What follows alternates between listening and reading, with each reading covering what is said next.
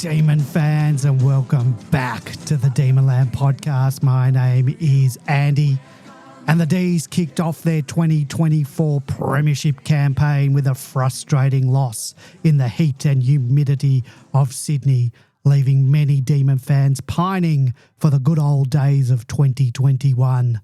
Like Phil C, who says, "Love your work, boys. I wouldn't have the stomach to turn the microphone on after that performance. I'm jumping in my DeLorean and travelling back to 2021. Well, for all the geeks out there, I think you might want to steal a TARDIS instead of a DeLorean so that you can not only travel back in time but in space as well and dematerialise in Perth so that you can at least get to see a flag in person because that Premiership portal may just be closing." And joining me tonight to see if we can in fact go back to the future or the past is longtime Demonlander George. Good evening, George. Good evening, Andy. Good evening, Ben Man. Good evening to our listeners. Was that a glimmer of hope there coming from Andy? So it'll be interesting to see what's going to win out tonight, either Andy's MFCSS or Ben Man's eternal optimism. So over to you, Ben Man. Sorry, I must have missed something. I was really looking forward to the opening round of the season this week. Have we played a game? The OR was just a warm up for round one. So good to go. I'm looking forward to the preview of the Dogs game tonight.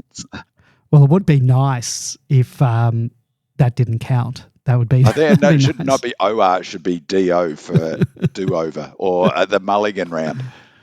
Well, I certainly hope, B-Man, that you can convince me that the season is not over. Well, hold on. I'll give you a question to frame the MFCSS. Do you think Collingwood season's over?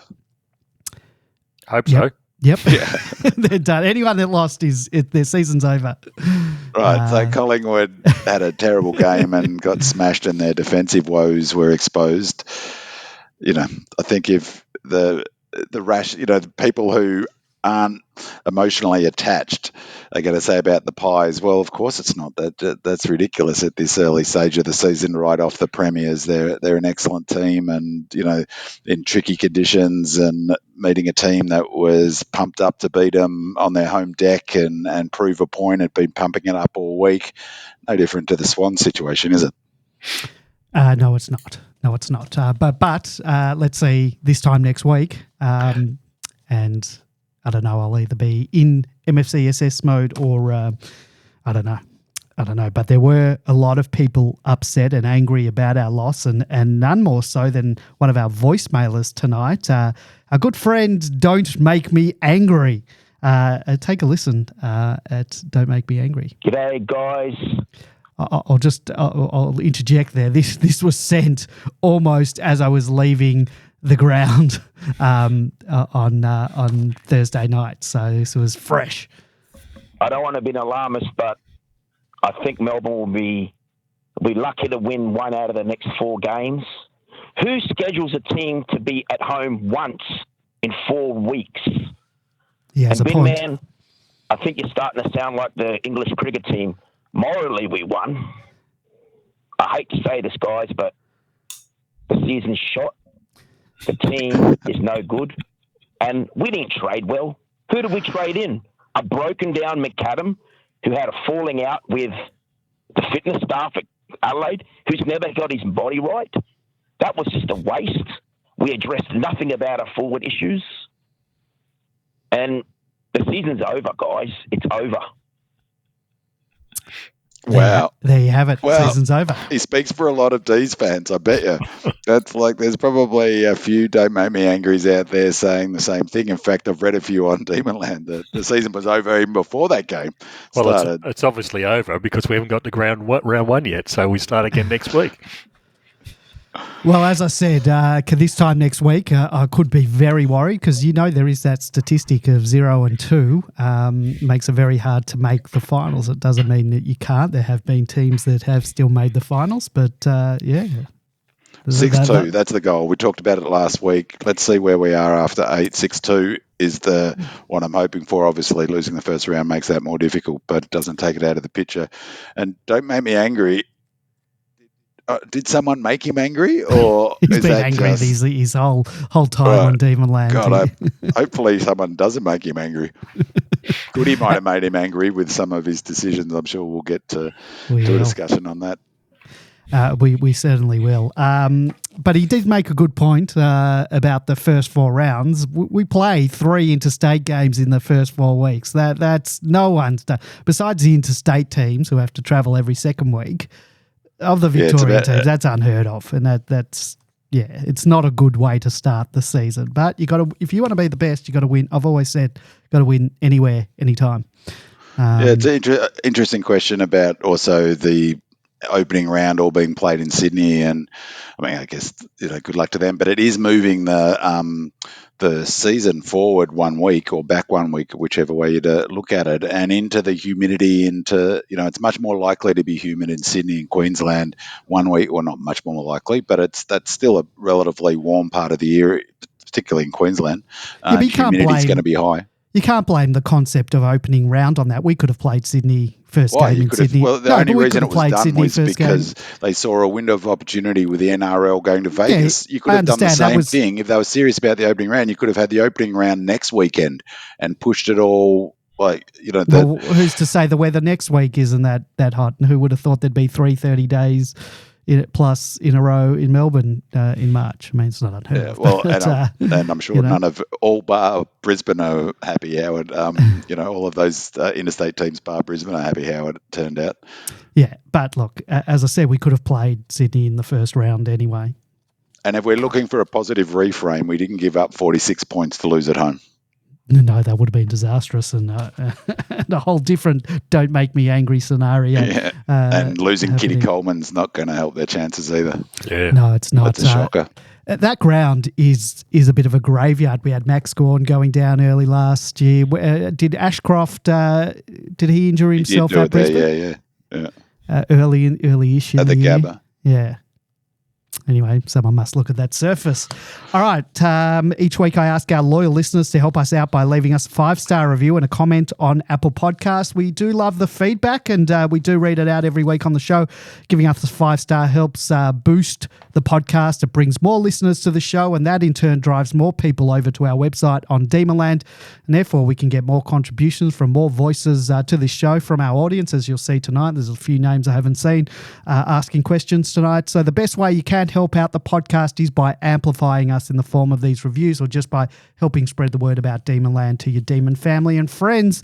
And Arthur from Canberra says, best pod. Great to have you back each week. Very exciting year ahead, and I'm looking forward to the only AFL game analysis that's worth hearing. I'm really confident that our young guns are going to really shine this year. Regards, Arthur from Canberra.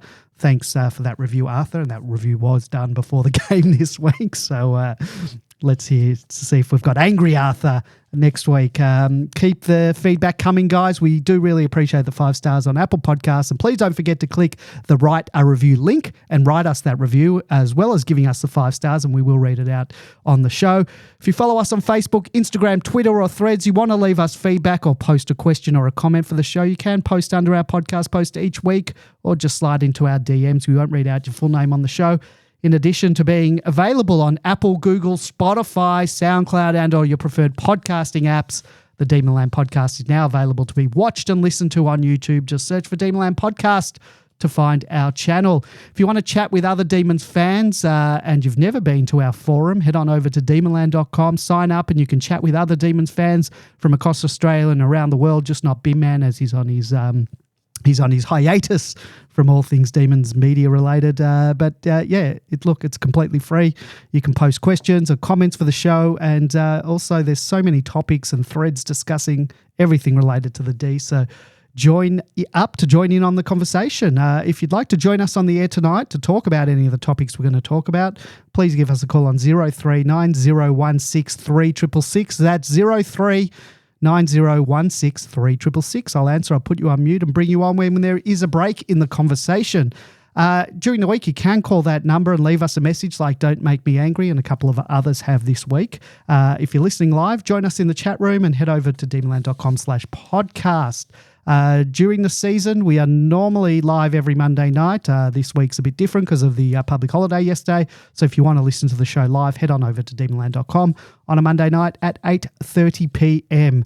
Let's get into the match overview. In what was billed as a blockbuster to open the 2024 AFL season, the Sydney Swans made a resounding statement as they outclassed the Demons at the hot and humid SCG.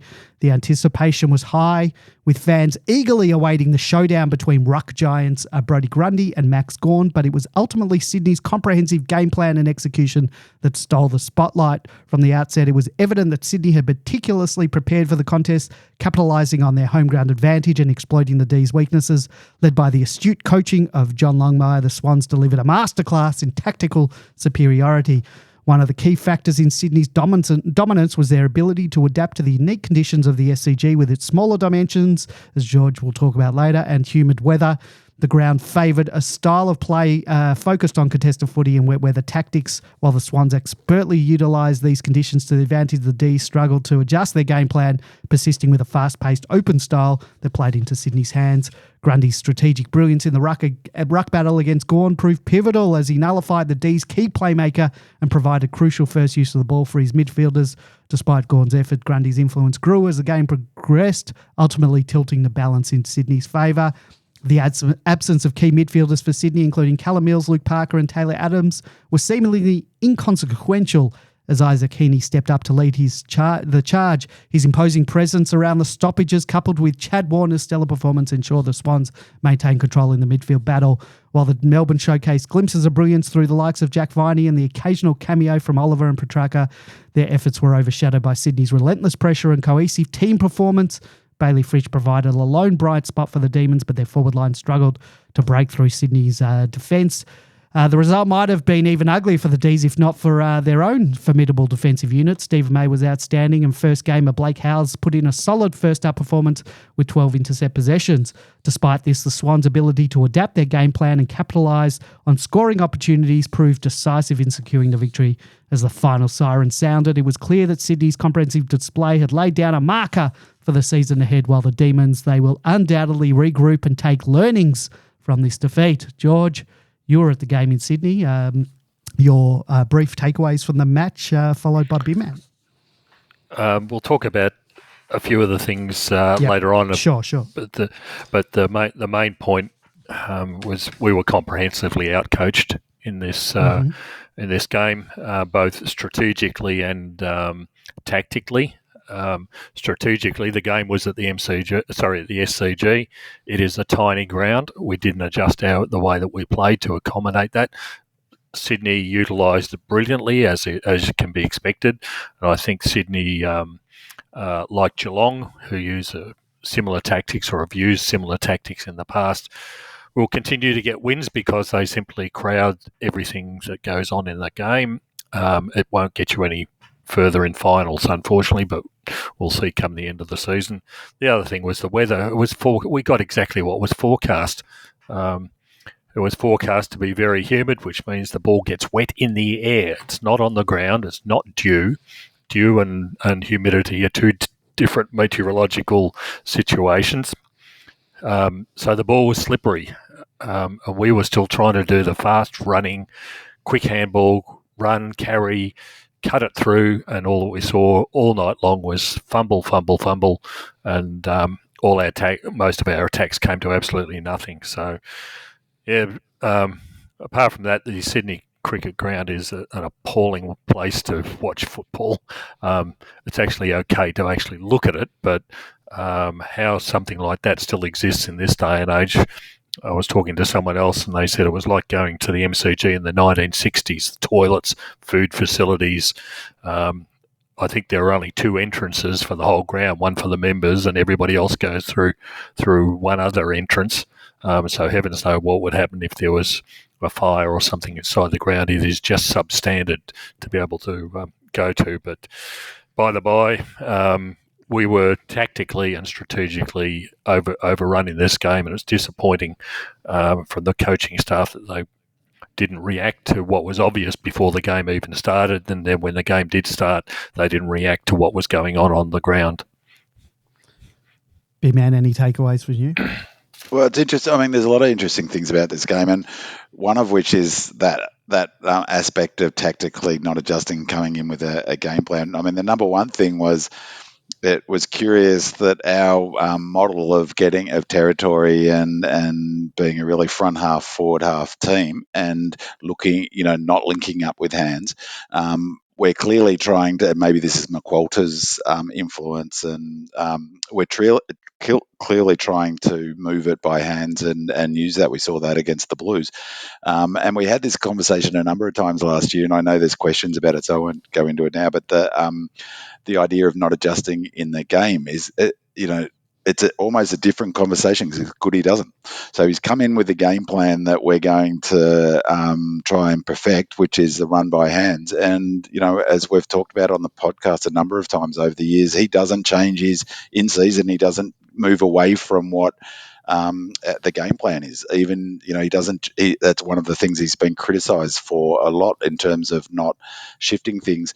On the weather, we did come in with a relatively short side, so it was a really curious decision, I thought, to have Chandler. I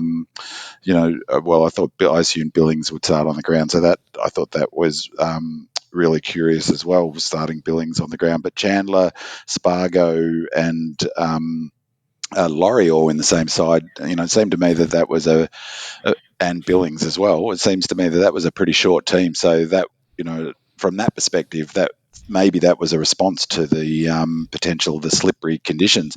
Though it was interesting, Trent Rivers said the conditions really surprised them. So maybe it was more humid than, you guys were both there. How humid was it? I was sitting in the stands sweating, and I hadn't been running or walking or anything. It was hot. And wet, yeah. It was 88%. And then the dew did kick in, George, in the second half. I'm not sure whether they were talking about it. And then there's a combination of the dew coming in with the humidity. So I was really worried as soon as I saw how slippery it was. At first I thought it was the pressure, and then I realised it's probably the pressure and the slipperiness of the ball. I thought we're in trouble because we've talked about this 2 years ago and last year multiple times about our issues in the wet. Or slippery conditions. Our record in similar conditions must be something like 210 or something. That it's where it's clearly a weakness of us. And I think a big one, is our best players aren't necessarily one-touch ball players where the opposition's best players usually are. That's in there. The game plan is a fascinating thing for me because we came in with a different game plan where I'll sort of pick up on some of those things in the stats file. But, we were clearly coming in with a model that was, was almost more Sydney-like. And you're right, George. Longmire's a really good coach, and he sets up his game for that ground. And I don't want to make it sound like it's an excuse of the ground, but they should not play AFL football there. 36 players on that ground, it is just too small. You add some slipperiness and it creates just a messy game of football. And right from the get-go, you could see that was going to be the way because Longmire stacked the back line at every opportunity. So it was really, really messy right from the get-go. And as we talked about last week, we always have tough games against Sydney because Longmire is such a defensive. He does use tactics to nullify the opposition where and their strengths. That was clear in the way Grundy was used. It was clear in the way that they looked to block up our forward line. Even the way they play. I thought they did a good job really minimising Lever's impact as well. Longmire is a tactical coach. Goody isn't. So in a way, it's a different conversation. Should Goody do this? Should Goody do that? And the answer is, look, he's the coach. It was leaving all that aside, it was one of the more frustrating games of footy. Really, it was only the third quarter, but it was a painful game of footy to watch. I found myself yelling at the screen like a lunatic at different times. So I don't know what it must have been like up there for you fellas, but it was pretty bad at home. Yeah, I find when I am interstate, usually, and I was this time, surrounded by opposition supporters. Now, when I go to the footy on a week-to-week basis, especially home games, I'm sitting amongst all Melbourne fans. If it's a away game, I'm usually in the Melbourne section. But in Sydney, they didn't. There wasn't a Melbourne section. I was amongst. There was no Melbourne. The closest Melbourne supporter was George. You were 2 bays away from me. And I find I sort of have to control myself because I don't want to get taken out. Particularly when they're up. So I mean, really, as a sort of an overall thing, it was a very frustrating game of footy to watch. It was interesting that we were trying a different model and sticking to it, and that was probably frustrating. That's what I thought afterwards. It was funny seeing people write on Demoland, "Oh, we wish we'd stop bombing it in." It wasn't us bombing it in, it was the Swans bombing it in successfully. It felt like if we'd gone in with our game plan, that it was set up perfectly in those conditions for our game plan.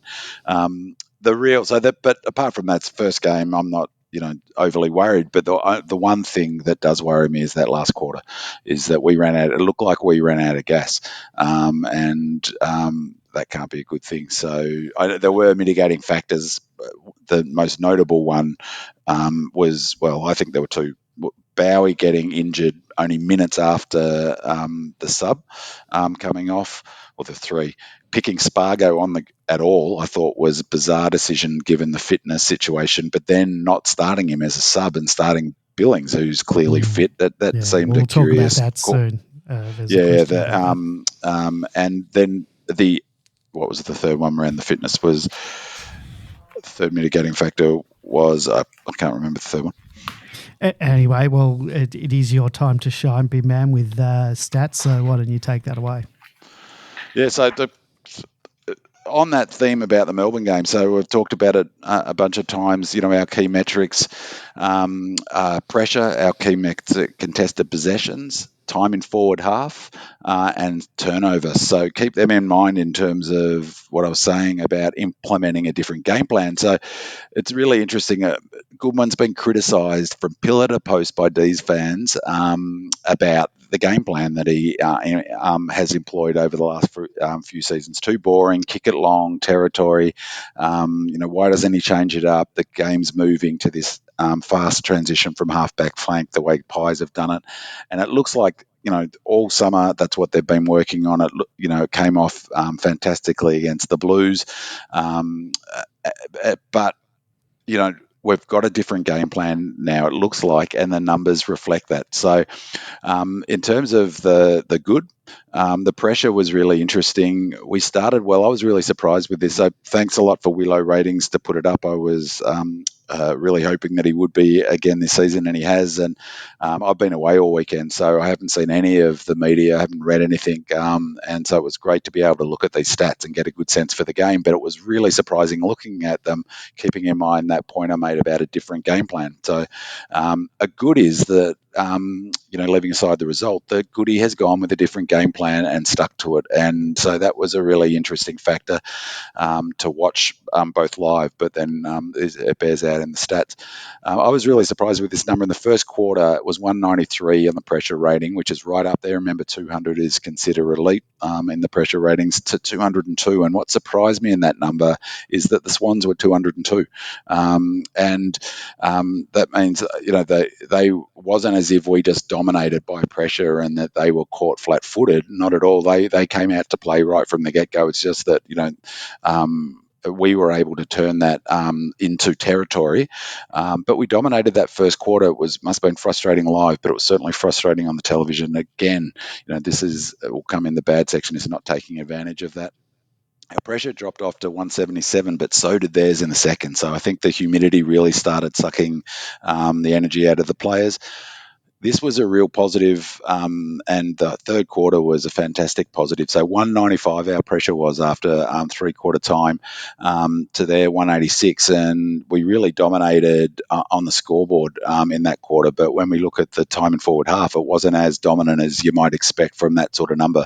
Again, I think that goes back to the game plan, but that's a fantastic positive. And it was certainly that quarter, that third quarter, felt like, we're on top. And I really thought we were going to win the game at three-quarter time. So to have that last quarter was terrible, and that really reflected in the pressure. So 159 was our last quarter pressure to their 204. So 204 is above elite for them, and it meant that they played out the last quarter at a higher pressure rate than they did in the first quarter, which was amazing. And you could see that live. You could really see that pressure drop off from Melbourne.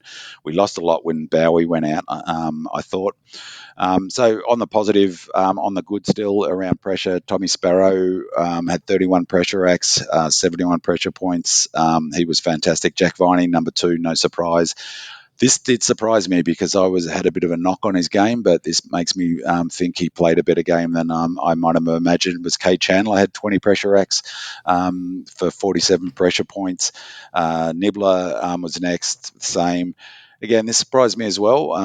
We'll talk at some stage about the Clayton Oliver selection. That was the third thing. The third thing was Clayton Oliver's selection off not a full preseason. He blew up in the last quarter, but still he had 25 pressure acts in this game. So that was super impressive for a player who I don't think was fully wound up, but he looked like he'd been in a shower at the end of the game. He was drenched in sweat.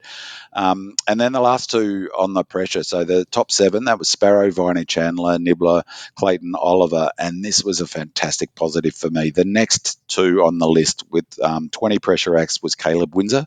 That's fantastic for a first gamer.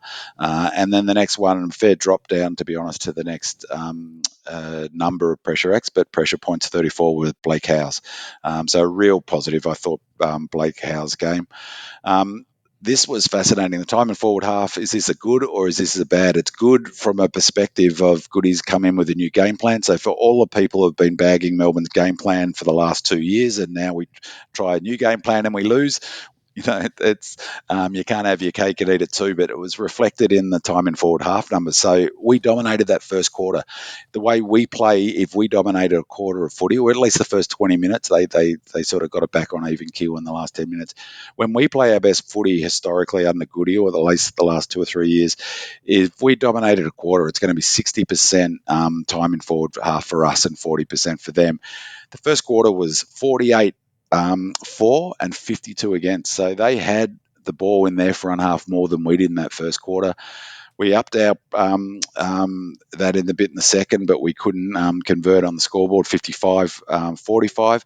Then the last second half, again, this is not great, but it reflects a different game plan, was 39-61, 40-60. So for the match, it was 48-52. And that, they're clearly tweaking the game to look to move by hand, to handball more. We saw that in the numbers. Frustrating to watch because it creates a turnover opportunity, but clearly indicative of a game chance. So I'll put this under good. If you're of the mind that we needed to change our game plan to be more Collingwood-like, it's clearly what we're doing by those numbers. And they're also reflected in these numbers. So, again, a big number for the Ds is metres gained. They had 6,279 metres gained to our 5,534. So we were down 745 metres, which is really un-Melbourne-like. Historically, it was bad in the context of this game. It certainly helped them. They played a Melbourne game and they won the game of footy.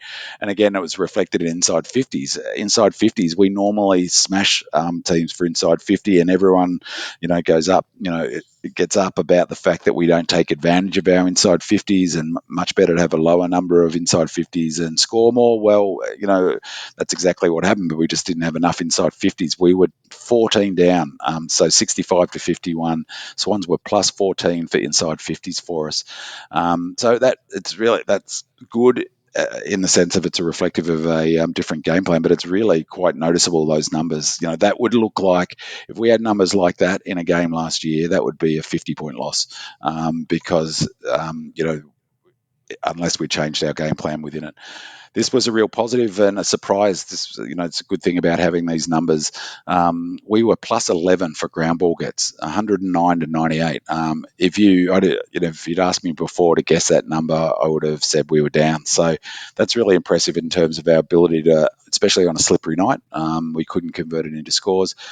This one good was, we were plus 3 for intercepts. They actually took more intercept marks than us, but we were plus 3 for intercepts. So that part of our game was positive. Set position shots we had only 6 set position shots for the night, so that's obviously not good. We weren't taking any marks up forward, but we were accurate. We kicked 4-2. So that's a positive.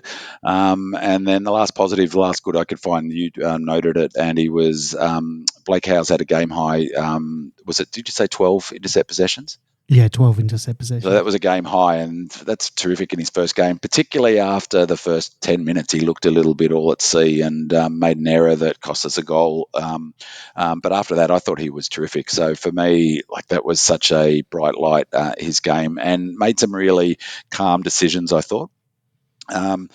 Bad, number one, the number one thing I felt like I was going back in that DeLorean, and he was not taking advantage of when we dominate the footy. You're always going to have swings and roundabouts in terms of who's got the momentum in footy, and you've just got to take your chances when you get them, and we didn't. Again, that's really an issue in this. I guess one of the things that frustrated me, our set shots were okay. It was our general shots okay in that period of time where we didn't take advantage, and our missed kicks inside 50. Langdon missed a shocker. There was some, and it felt a little bit, I don't know what it felt like live, but it felt a little bit like the players were playing tight. That shot that on the run that Fritter missed, he'd kicked that 8 out of 10 times, and it would have got us away. This was a real bad one. Good early. We were 21 contested possessions in the first half. So I think we were plus 10 contested possessions after about 8 minutes of footy. Such was our domination in that first quarter. So we're plus 21 at halftime, and then they ended up winning the contested possessions, 146 to 145, meaning they were plus 22 in the second half. They really smashed us, particularly in that third quarter for contested possessions, and that was really concerning. Contested possessions is every team has that on the top of their board at quarter time. The other one, which wasn't a great number for us, was contested marks. They had 8 contested marks to our only 3. That helped them control the territory. We were down 5 for contested marks. Marks inside 50, similar number. We could only take 5 marks inside 50. That was in large part our inability to hit a target going inside 50. Again, I thought it was a strange decision not to start Billings. I thought strange decision not to start Spargo too. They took 9 marks inside 50, so plus 4. That was a big reason for their win. The hit-outs was I'm sure George has got thoughts on this one, but I don't know how to spin this in any positive way. But 89 ruck contests Gorney went to, 37 hit-outs, 8 of them to advantage. That's good numbers for Gorney, but this is a terrible number. I don't want to bag Shaki too much, but it was not a great game by him. 14 ruck contests for 1 hit out. That's not great. But you look at the opposition. So Brodie Grundy had a great game. I knocked him before, but he was terrific. He really set himself. He had 76 ruck contests, so 13 less than Max. They ran Max into the ground. I thought that was another strange decision by Goody, and it's a bit like, well, if you're going to play Josh Shaki, maybe it's because he only could get 1 hit out from his 14, or why didn't they run Van Ruin more in the ruck? Why didn't they give Max a chop out? So Brodie Grundy had 76 ruck contest. This is the key number. Hayden McLean had 24 ruck contests, and I'm guessing a big chunk of them were against Shaki. But so Shaki had 14 ruck contests, only got hit out once, and luckily for him, that was to advantage. So he had 100% to advantage. Hayden McLean had 10 hit outs, none to advantage, but he still had 10 hit outs. So 10 to 1 from 24, and they also ran Amati for 4 and Justin McInerney. So of 29 ruck contests that were had were not Brodie Grundy, as opposed to only 16 for us. So they really let Max do a lot of the work. That was a big factor in the loss. I'd say almost the biggest factor is that he was not influential at all, Maxi, and that really is shown in hit out to advantage. We're down 8 for hit outs in total, 46 to 38, which I can't recall when that might have happened. That would be beaten on a day when Max is playing almost all the time in the ruck. Hit outs to advantage was the other one that was really bad for us. It's 13 to them to 9, so down 4 for hit outs to advantage. Brodie Grundy was influential, 22 disposals, 15 contested possessions, 9 clearance and 7 score involvement. So big game by him. Stoppage clearances, this is, centre clearance was a positive. We scored 12.2 goals to their 9. But the stoppage clearances, remembering we give up a player at the stoppages, but they scored 14 more points from stoppages, but that's not so bad normally. That's but how we used to play. You mentioned Isaac Heaney, and I thought we would have a big advantage in the centre. That was taken away a bit by how well Grundy negated, or how well Longmire negated Max, and how well Grundy played. But Isaac Heaney had a new career high of 12 clearances. His previous best was 8. So way back in 2018. So he's had 4 more clearances than he's had in his whole career. He had a terrific game. This was another number that wasn't great. 14, we were down for intercept marks. So, they played a real old school Melbourne game. The bad was Josh Shackey. The pressure numbers was our bottom 7. So I mentioned our top 7 were, pressure numbers. Our bottom 7 were Josh Shackey, Spargo, Van Ruin, Laurie, Bowie, Lever, and McVie. And McVie only had 1 pressure act for the whole game. Jake Lever, only 3. What was concerning about those numbers, apart from Judd, who didn't have a great game, I thought, was 3 of those players are in our forward line. Van Ruin, Laurie, and Spargo, all forward players, just not putting on enough pressure. And I think that showed particularly in the last quarter, where the pressure dropped right off. And in that last quarter, we recorded the first inside 50 of that game, of that quarter. The Swans then recorded the next 9. So we just could not, whatever was happening tactically, whether, we obviously our pressure wasn't there and our contested numbers dropped off, but they got 9 in a row after our first one. And really that was the game, I thought. So I mentioned the pressure before, it can't be really, there's no way of spinning it at a positive. The last quarter, 159 to their 204, 200 being elite. I think 180 is considered average. So we were 21 points below what would be considered an AFL average in a first quarter. The heat obviously had an impact, but they were either better prepared for that heat and those conditions, or they're fitter. So that was a big concern for me. Then now the curious ones were just the final bad one was points from defensive half. And again, this was, we should have been scoring from the back half. I'm sure George will talk about it, but even though they were playing territory, they cut us up from the back half, 27 points from the back half, and we could only score 8. And a big part of that was George noted last week how important Blakey was to the way they play. And you must have been tearing your hair out, George, because he cut us up again. And, they didn't look to cut his influence out. They had 13 set shots to our only 6. Under curious, the meters game I mentioned before, and inside 50s, curious in the sense that it's a totally un-Melbourne game plan. I thought this was curious. Our kicking efficiency was almost the same as theirs, 63.4 to 64.5. So our kicking was okay.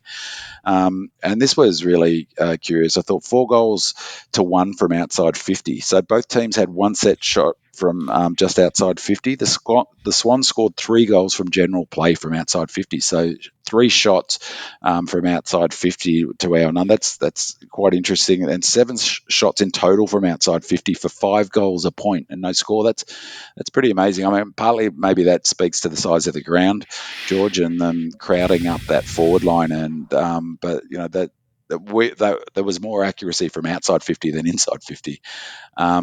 And they had 13 set shots. The other curious number was 13 set shots for 5-2, meaning 6 of their set shots didn't score at all.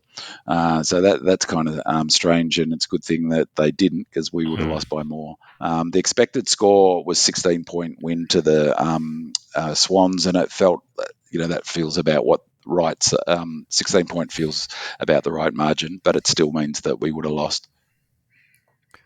There are a couple of observations from the game. Firstly, about Shackey. He was carrying the ruckman's shin guard in the first half of the game. They rucked him, and at halftime, I think it was, that was taken off him and put on Van Rooyen. So it shows how what the coaches thought about it. But your other point about the drop-offs in the last quarter in particular, we ran Max into the ground. It was appalling to watch. Yeah. It was a complete mismanagement compared to Grundy's, and that had taken place over the previous three quarters. Even in the last quarter, when we're 4 goals down with 10 minutes to play, you go, why is Max Evan on the ground? Yeah, and he was getting frustrated the way that, I mean, I know there's questions, so we'll talk about him, but yeah, it was. Yeah, but it was just simple mismanagement of the workload that he was being asked to carry. You quoted all the Sydney ruckmen who were brought up against him effectively, and he was battling those, not just one or two, he was battling a number of them for the whole game. It wasn't surprising that they broke away from us in that last quarter. He was completely shot. Yeah, absolutely. And the other thing was that annoyed the hell out of me as I'm watching this. We'll talk about the ruck contest as it is, but nothing was done about the way that Grundy was rucking against Max until the very last quarter. We'll talk about that later. But the other one was Blakey with 529 metres gained, and we put Spargo on him. He's 23 centimetres shorter than him. It's just ridiculous. on one leg coming off an Achilles. He hasn't trained for 4 weeks. Those are the tactical decisions in the game that's decided by we were in the game at 3/4 time. Yeah, those are the tactical decisions in the game that kill you in the end. And a big one of the other bad numbers for us, but. Well, it's got a question mark on it because bad in a game plan that's territory focused. But I've mentioned before that the critical number in footy now is scores from turnover. Yeah. And the scores for turnover in this match were 55 to them to 41 to us. And it felt like that Blakey was a big part of that, George, because he I'm sure if maybe I'm sort of confirmation bias on it, but he turned a lot of those turnovers into scores. Yeah.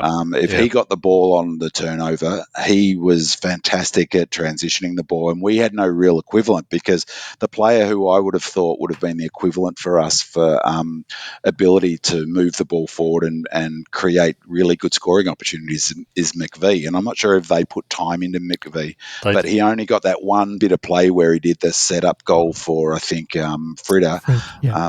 Was it Fritsch in the one where he led up the middle? But other than that, they shut him out of the game completely. And I thought he had a stinker, to be honest. And whether they tactically went to work on him because they clearly are trying to get McVie into those more dangerous positions. But we didn't do it. It didn't seem to put anything into. I didn't realise that we'd put Spargo on him. They ran Spargo with him, did they, George? Yeah. Right. It was awful to watch.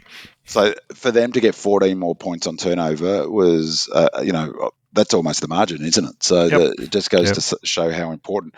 Part of the challenge, part of the reason it was that number, I think, is that last kick inside 50 again was terrible. So some of our kicking skills was... Well, but it's also not surprising because, like I said on my report, at one point I counted 16 Sydney players inside our 50-metre arc. There is no space to kick. You have to take a kick from outside 50 effectively at the SCG because of which the way, explains those numbers before. Because of the way Sydney play it. Good. Yeah, they flood back. They flood enormously, and you've got to react to that. Surely, Longmire and Roos was playing the same tactics 20 years ago successfully for the same reason. How we could go into this game not expecting something different, I don't know. And I think a big part of that issue for us, even if we were tactically sort of trying to move by hands better and to look for that good kick inside 50, is Cozzy was a big out because we had no one. It is an issue without Cozzy. I would almost be, we'll get through it in the show, but I would have rathered Brown in than Laurie or Spargo because we needed someone who was aggressive at the ball once it hit the deck inside 50. And without Cozzy's pressure, our pressure was actually all right, as I showed before, in terms of our ground ball gets and our tackling, and those numbers were fine, but we just weren't dangerous once the ball hit the deck in terms, we had nothing that looked like a Papley opportunity, even though he didn't have a great game, but you know what I mean? In terms of a dangerous small, without Cozzy, we looked a bit toothless. Yeah. and especially when all that half forward line, with Chandler even, Billings didn't contribute a great deal when he did come on. Spargo, there was nothing in that half forward line to, whereas Sydney were getting the opportunities in their forward half from their smalls. But we'll move on. Well, let's get into our listener questions. We've got quite a few questions and comments on the conditions. Sam6172, temperature, humidity, skills, fitness, personnel, injuries or game plan. What is the problem? Feel like Sydney beat us handily at our own game. Hoping for a better showing next week before the MFCSS kicks in. Disco217 says, It might be a nice idea to have the opening round in the northern states, but the reality of the ball slipping around like an ice cube made the game very ordinary. They were just more used to the conditions. Perhaps we should have a pre-season camp on the Sunshine Coast to get used to the slippery ball. Well, I believe we used to do that. Bigfoot says, we never seem to play well in hot and humid conditions. We don't seem to adapt to using a slippery footy, and we had butterfingers all night. The Sydney players didn't have the same issues. Time to get a hose and some soap out on the training track when playing in these conditions. El Diablo 14 says, ditto in cold and rainy conditions like in Port Adelaide last year. Monocular says, others have suggested training with a sprinkler and or a soaped ball. This doesn't seem all that far-fetched. Has any team tried this? Red and Blue Rising says, one of the Swans players mentioned how they trained in those slippery conditions all pre-season, so I'll give us an out there. Next week will be the real MFC 24. No need to panic yet. Willie D says, my wondering relates to the striking difference between the Carlton pre-season game and the Sydney match and how much the weather played in the results. The coaches have stated that they are looking for only a goal more on average per game, and the tweaks to the game plan appear to be faster movement out of defence and bringing in a bit more speed, Windsor, and foot skills, Salem, through the midfield, with the goal of better inside 50 scoring efficiency. The Carlton game would have left the coaches very happy. There were over 20 marks inside 50, but it was a dry night without much pressure and some room to move in the forward 50. Thursday was the opposite scenario. I agree that Goodwin was out-coached on Thursday, but Goody is known for sticking to his game plan regardless of the conditions, with the goal of applying the strategy as much as possible for the players to become familiar with it. It often looks like stupid coaching when we are losing. Last year, we had a woeful record in the wet, and that has carried on this year too. Our bread and butter used to suit wet weather, a pure territory game, high contest, defensive, low scoring. However, the coaches understand the game has changed and we are evolving. It takes a long time for clubs to fully adapt to new game plans and master them. This is a roundabout way of saying that the weather was, for me, the biggest factor in our poor performance. Gore noted it was one of the most draining games he had played. Not only was it slippery, but it was humid. That started our problems, and the stubbornness of the coach and the absence of half our best forwards only seemed to exacerbate the issue. However, we were level with them at three-quarter time, despite everyone agreeing we were woeful. My question is, do we simply write this one off as a weather-related aberration, or is there something deeply flawed in our game plan, i.e. the coaches, or the execution of it, i.e. the players? Going with weather as the primary issue, but also think the adjustments to the game plan will take some time, and until we get Petty and Cozzy back, we won't be executing to the best of our ability. Feel free to ignore this lengthy point/question/rant. Go D's. So both George and I were at the game. As we mentioned, it was hot as hell. Not as hot as the last 3 days we've had in Melbourne, but it was a very, very warm night. Add to that the humidity, and George mentioned 88%. And you get the slippery conditions that we did see on the night. I mentioned that I was drenched with sweat just sitting in the stands. And George, obviously the Swans train in these conditions at this time of year, so naturally they will be more used to those conditions. And we've noted in the past on the podcast that we do struggle to adjust our game plan in these type of conditions. And the great Albert Einstein said that the definition of insanity is doing the same thing over and over again but expecting different results. And now that's probably not the actual definition of insanity, but are we the supporters insane to expect that we change tactics in these conditions? And then I guess there's a separate question is, do we just write off this match, as Willie D said, as a weather/conditions issue, or is that a cop-out? Firstly, I agree with all the input that we've had from our listeners. I agree with all of the above. The weather was probably the biggest single factor in the game. I don't think it's as much the game plan, but rather the execution of the game plan. When we run into these conditions, fast, quick movement requires either good kicking skills, good handball skills, the ability to hold the ball. It's always remarkable when you watch players who we see as icons of the game, how they seem to be able to handle the ball when others don't, and that was certainly the case in this game. Sydney have got some magnificent kicks and uses of the ball, and they handled it better than us. You only need to handle it a little bit better than us in order to win a game, and that's exactly what happened. The other factor, and I'll talk about this again and again, is how small the Sydney cricket ground is. People say, oh, yeah, well, it's only 5 metres narrower and it's only 5 metres shorter than the MCG. Well, when you do the maths, that works out to 1,160 square metres smaller than the MCG. Put it in another context.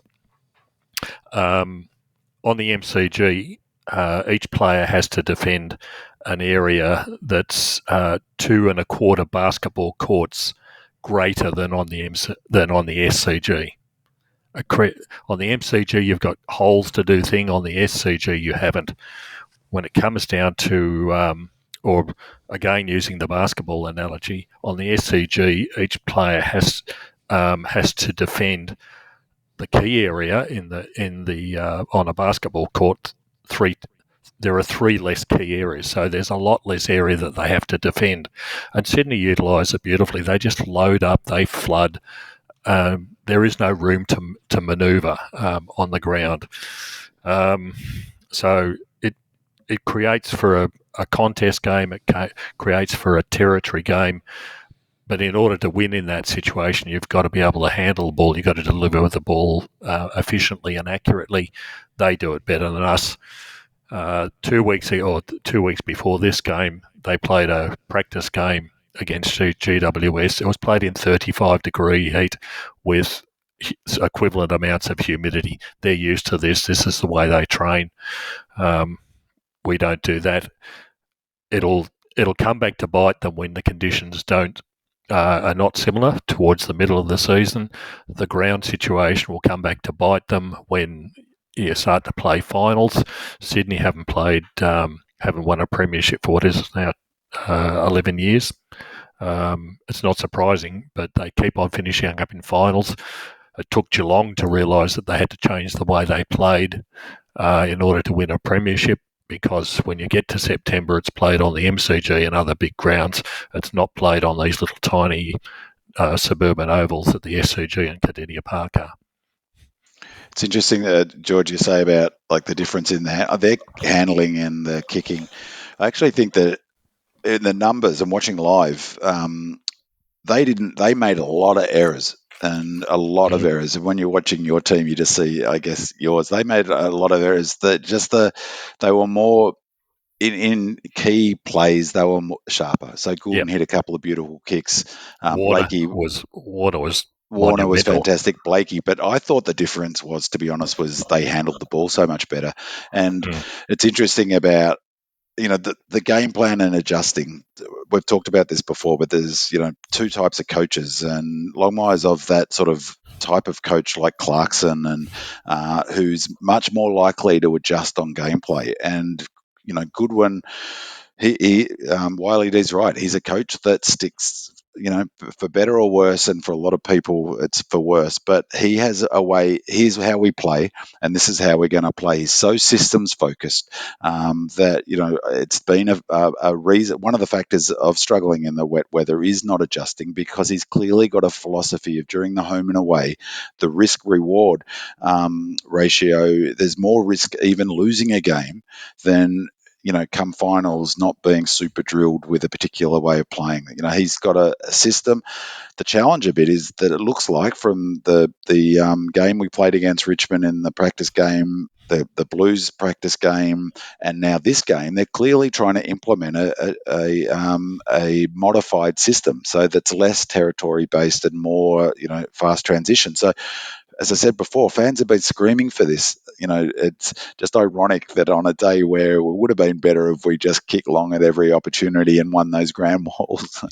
But, that is Scooty all over, and it's frustrating, I guess. So, you can have a conversation about that philosophy, but it's good or bad, that is the way Goody coaches. What I'd say about the weather, there's clearly an issue for us. I think there's game plan's part of it, and there's two, not so much that territory versus transition game plan. I think the big part of it is how much we depend on Max. And so you take him out of the equation, and he gets, how many marks did Max have for the game? Do you know? One.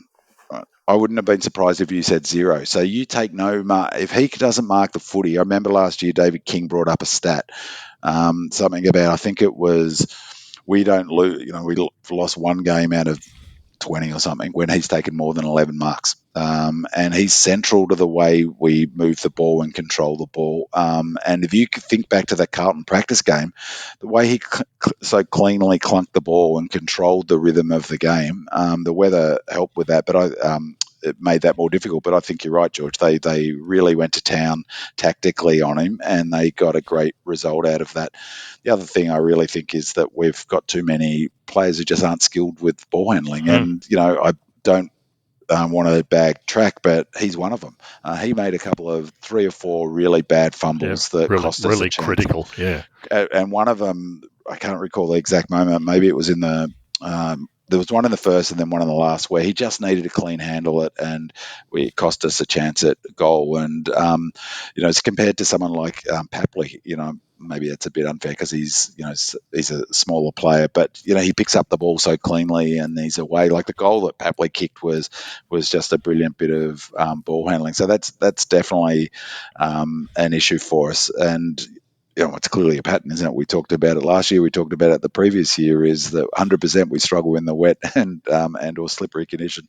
The other thing I'd say, is that hopefully, you both probably know more about this in terms of running and fitness and stuff. The humidity. A lot of people will struggle in the humidity in terms of fitness. It does have a different effect, and it's a good point you make, George. I watched that Swans. Was it Swans Giants? Swans Giants, yeah. Yeah, that was looked at as similarly hot, and it was slippery, and it was as poor a sort of game as this one in parts, and it looked terrible.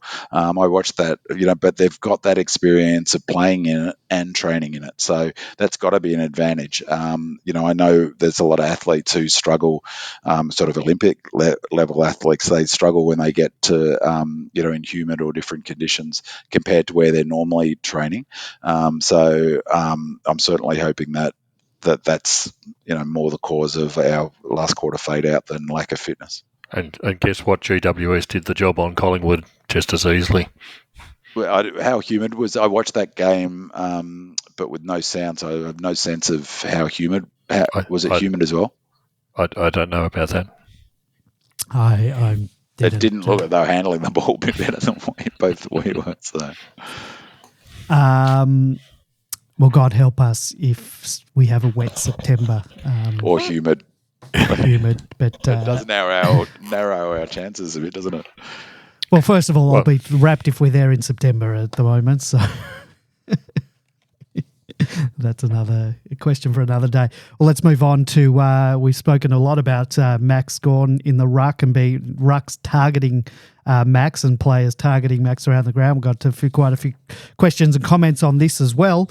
Ross Milan says, I'm not sure who the resident ruck expert is on the podcast. Grundy seemed to use a new and unusual tactic against Max in the set of ruck tap-outs. The tactic was to take all the space away by almost running to initiate contact immediately. I wonder if this was to negate the new stiff arm rule so Max couldn't push out and hold him away. Presumably other rucks will watch this. How can Max negate this tactic in the future? Our own Bin Man writes in to say, I have 2 questions. Multiple teams have now had a clear strategy to physically target Max the whole game. This includes opposition rucks and talls smashing him at every ruck and marking contest, and every player taking the opportunity to bump into him and block him when he is running contest to contest. First question, is there a line there in terms of that strategy being okay, particularly the blocking? Is it in the spirit of the game? Yes, I know it's a tough sport, etc. On the latter, yes, we got off We got one off the ball free when Maxi was knocked to the ground, but there were heaps of other times he didn't. Should we be agitating with the AFL to protect Max? And the second question is, yes, Fullerton will help as he can give Max a chop out, but what strategies can we employ to mitigate the effectiveness of the Oppo targeting Max? Monocular's reply regarding the AFL protecting Max is, of course we should, but my MFCSS says that we won't do anything. BW511 says games like last night highlight our lack of ruck/forward backup. Conditions probably suited JVR playing as a follower in the Grundy mould rather than Max being nullified all night, but then we are robbing Peter, as they say. From those who watched the Casey game, are we likely to get some relief from Fullerton being in the side? Demon Jack 14 says, hey guys, love the podcast. The analysis and discussion is fantastic. Other teams are physically targeting Max in and off the contest more and more. Teams are seeing it as a legitimate tactic to nullify Max, and therefore the team, we are particularly vulnerable without a consistent, mature backup ruck. How do we combat this? Is it up to the coaching staff, the players, or is it up to Max himself to come up with some new tactics or attitude? Dino Rover says Gawn didn't adapt to Grundy's tactics, which will be copied. Do you think running and leaping at the ruck contest would be a better option for Max? Now, Big Man, you posed those questions about Max being targeted and what we as a club should do about it, but I think those were probably rhetorical questions, and I know you probably have some thoughts about it, so rant away, my friend. Well, slightly. I mean, there was some. Or maybe I'll work backwards, but I've genuine question for both of you about whether you think that tactic is within the spirit of the game. I mean, I think it infuriates me. It has for 3-4 years the way they target Max. So there's a whole bunch of questions in there. Is what it seemed like tactically we did nothing to protect him. We did nothing to, maybe once they start running blocks, is blocking the blocker. I don't know. What do you both think about the sort of idea of it not being within the spirit of the game? So you're talking about the off the ball type, not in ruck contests. He's been getting hit in the back of the head now for years. For me, that's just clearly not the spirit of the game, particularly with what we know about concussion. But I'd be curious about George's opinion on this, because it's a basketball. That's what they do in basketball for the big keys, is that they make it difficult for them to get to the boards, and it's illegal. Like, it's an off in basketball, you're not allowed to do it. Like, it's a blocking foul, and they were doing it all the time, and he only got that one free when he ended up knocking over. I'd be almost thinking Maxi should fall to the ground every time and flop, but it seems to me that it's sort of in the spirit of the game of you do everything you can to, if you're not getting called up on it, and you do what you can to maximise your advantages. But blocking off the ball, it's the running from one contest. He gets to so many contests. He's so fit and he's so central to the way we play. I can see the logic of it, but I thought it's a free kick. Isn't it a free kick if you bump 15 metres off the ball and they're just bumping him?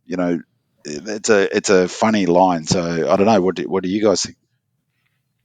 They do it because they get away with it, man, unfortunately, and until the umpires crack down on it, it's going to continue to happen. But what I find disappointing is we have done so little about it, and it falls on the other players in the side. If they're going to block Max, well, why don't we block their ruckman to do the same sort of thing? When they bump Max deliberately off the ball, well, that player who's done the bumping, he has an opponent. He should be going to that guy and saying, here's one courtesy of our captain, don't do that again. We've got to do something about it as a team, not just depending on Max to take the bruising and the battering, because that isn't working. Again, it comes back to tactical decisions on the day. If you want to play like that, then we'll play like that as well. Except it's not going to help the issue targeting the opposition ruckman, because they're not as influential as Max, and they're just really we have to find a way of one. The umpire should call it if it's a free kick. That's why they hot on it in basketball, because blocking is a skill, and they do it in marking contests. Like they cracked down on that last year. Well, why is it any different? If you're blocking the run of someone who's trying to get to the next contest, that should be a free kick, I think.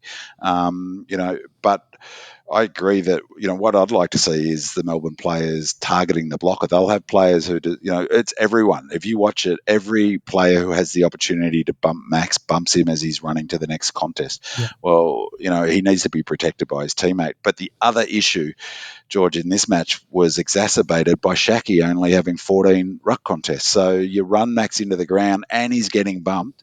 It really makes a case for one of the strategic things you can do is have a decent second ruck who you just put Max forward, or you put him on the bench, bring Fullerton in. So, I would assume that's going to happen. I would say as soon as they give Fullerton the green light, he's got through a couple of Casey practice matches. I'd say he has to come in for Shaki. We can talk more about that later, and we'll see what he can do. Well, I mean, jury's still out until we see what he can do. The other thing that we need to look at, and again, this frustrated the hell out of me at the game, was that in the ruck, certainly in the ruck contest in the middle of the ground, there was no adjustment made to a way that Grundy was basically blocking him in the ruck. Which is that legal? Because I wasn't clear on that. Are you allowed to cross that line in the centre ruck contest? You obviously are, because he did it every single time. I think the centre line only applies until the ball's bounced.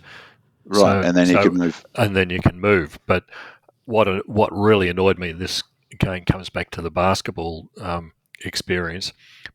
Grundy was blocking him, sort of throwing his back into Max to stop him being able to jump and pushing him away from the ball. Well, that's fine, except that we should have adjusted. The ball can only go in one direction once they do that, and that's back to where Grundy is coming from. Our other mids should have moved around there because that's where the ball's going to go. Max can't hit it over the back of his head, or Grundy can't hit it over the back of his head in those circumstances. We didn't adjust.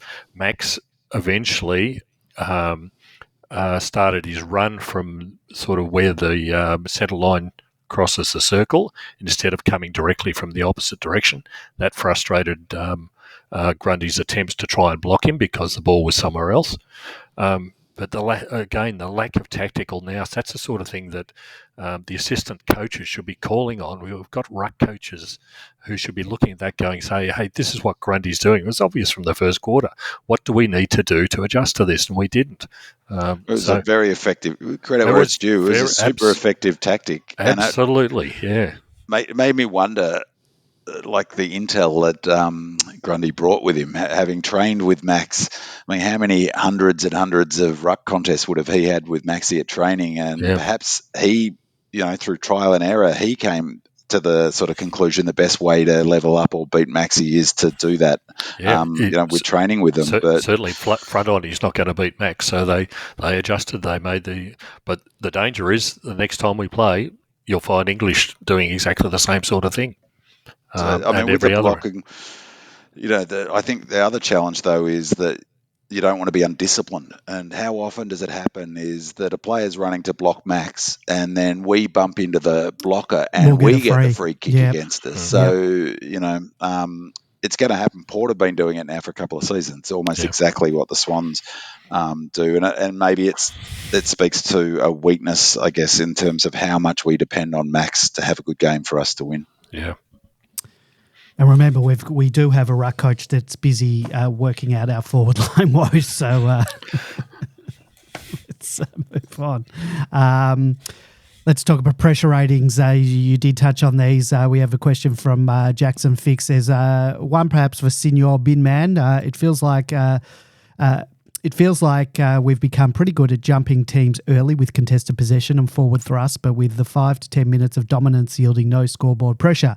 Is it possible to look at pressure ratings for parts of a quarter, i.e. the first 5 minutes for the Sydney match and then our 2 pre-season matches? Starting to feel we may well be better off reserving some gas early in the early parts of the match and picking off the opposition like they do to us.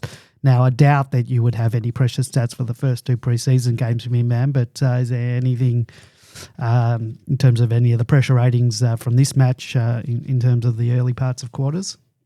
No, I mean, you can see it. The only time they have it. I've said before that I was a bit dubious about how useful the pressure ratings are, but the pressure rating came in on because the clubs ask for them, and they have a running number at any given point in the match that sits in front of them on a screen in front of them. So at but any given, we don't have access to that. we don't. No. So but on the call, they often on the commentary, they'll often talk. If it's a Fox game, they'll often talk about what the pressure numbers are. But so I'm guessing just from also the contested numbers, because we were plus 10 contested possessions after about 8 minutes of the game, they said on the commentary, and that's a good sort of correlate with pressure. So the eyes said that our pressure was immense in that first 15 to 20 minutes. Our contested possession number says the same thing as to whether we should score. Yeah, well, as for whether we should keep some gas in the tank, and there's so much statistical benefit for getting a lead early. Like teams that get to a 15, 16, 20 point lead early statistically win the game, a lot of times. So, the key is taking advantage of it. That's the problem. And we should have taken advantage of it. We should have been 3-4 goals up after 15 minutes. And for me, that's not about game plan. I mean, now we're talking about a different game plan. It was execution. I mean, there was one in particular, I could have picked out any, but there was one in particular, well, two. Frida missing that goal, it felt like, he's such a good kick that where he's running around onto his left foot, he gets that goal, 8 times out of 10 and completely missed it. Speaking of which, while I think of it, that was the most ridiculous goal he got after that advantage. We were lucky to get that goal. And the other one was Langdon missing a target inside 50, clear open target. Missed it. We got a turnover. That was really critical. We got a goal in the end that Viney got. Viney's goal where he got, was that in the first quarter, Viney's goal where he kicked? First quarter in almost in the square, yeah. No, the one where he kicked from 40 metres. Oh, that was later, yeah. Well, that was before the lead up to that. There were 3 missed opportunities to hit a target. And, that's the thing I guess I've been banging on for about 2-3 years. The other thing about wet conditions or any tricky conditions is any tricky conditions exacerbate poor technique, and we've got a lot of poor kicks. It's simple as that. And Langers is a great example. Technically, he's a woeful kick. So's Track. He's technically a really poor kick. If you add any variable in like sort of poor conditions, slippery ball, then the bad kicks are just going to get worse. To the Gouldens and the Blakey, who you go, wow, they're good kicks because their technique stand up under pressure. So that really hurt us. If you go back to the Carlton game, though, we scored. We were taking our opportunities, and it depends what stock you put on it. But if people were saying Carlton were a good team having beaten Brisbane, well, they played pretty well against us, and we beat them. So I think you can emphasize that this game from that perspective. But yeah, definitely frustrating in terms of those kicks, particularly from Langers. Yeah, who had a fair bit of the ball, I thought. All right, next one is also from the Jackson Fix about our midfield setup, and he's also asking you, B-Man, would also love a direct comparison of our midfield setup / positions last night versus the finals in 2023, and also versus the practice match against Carlton, where it felt like Salem and Cozzy ran through the guts more. So do you have any insight into our midfield setups in this game?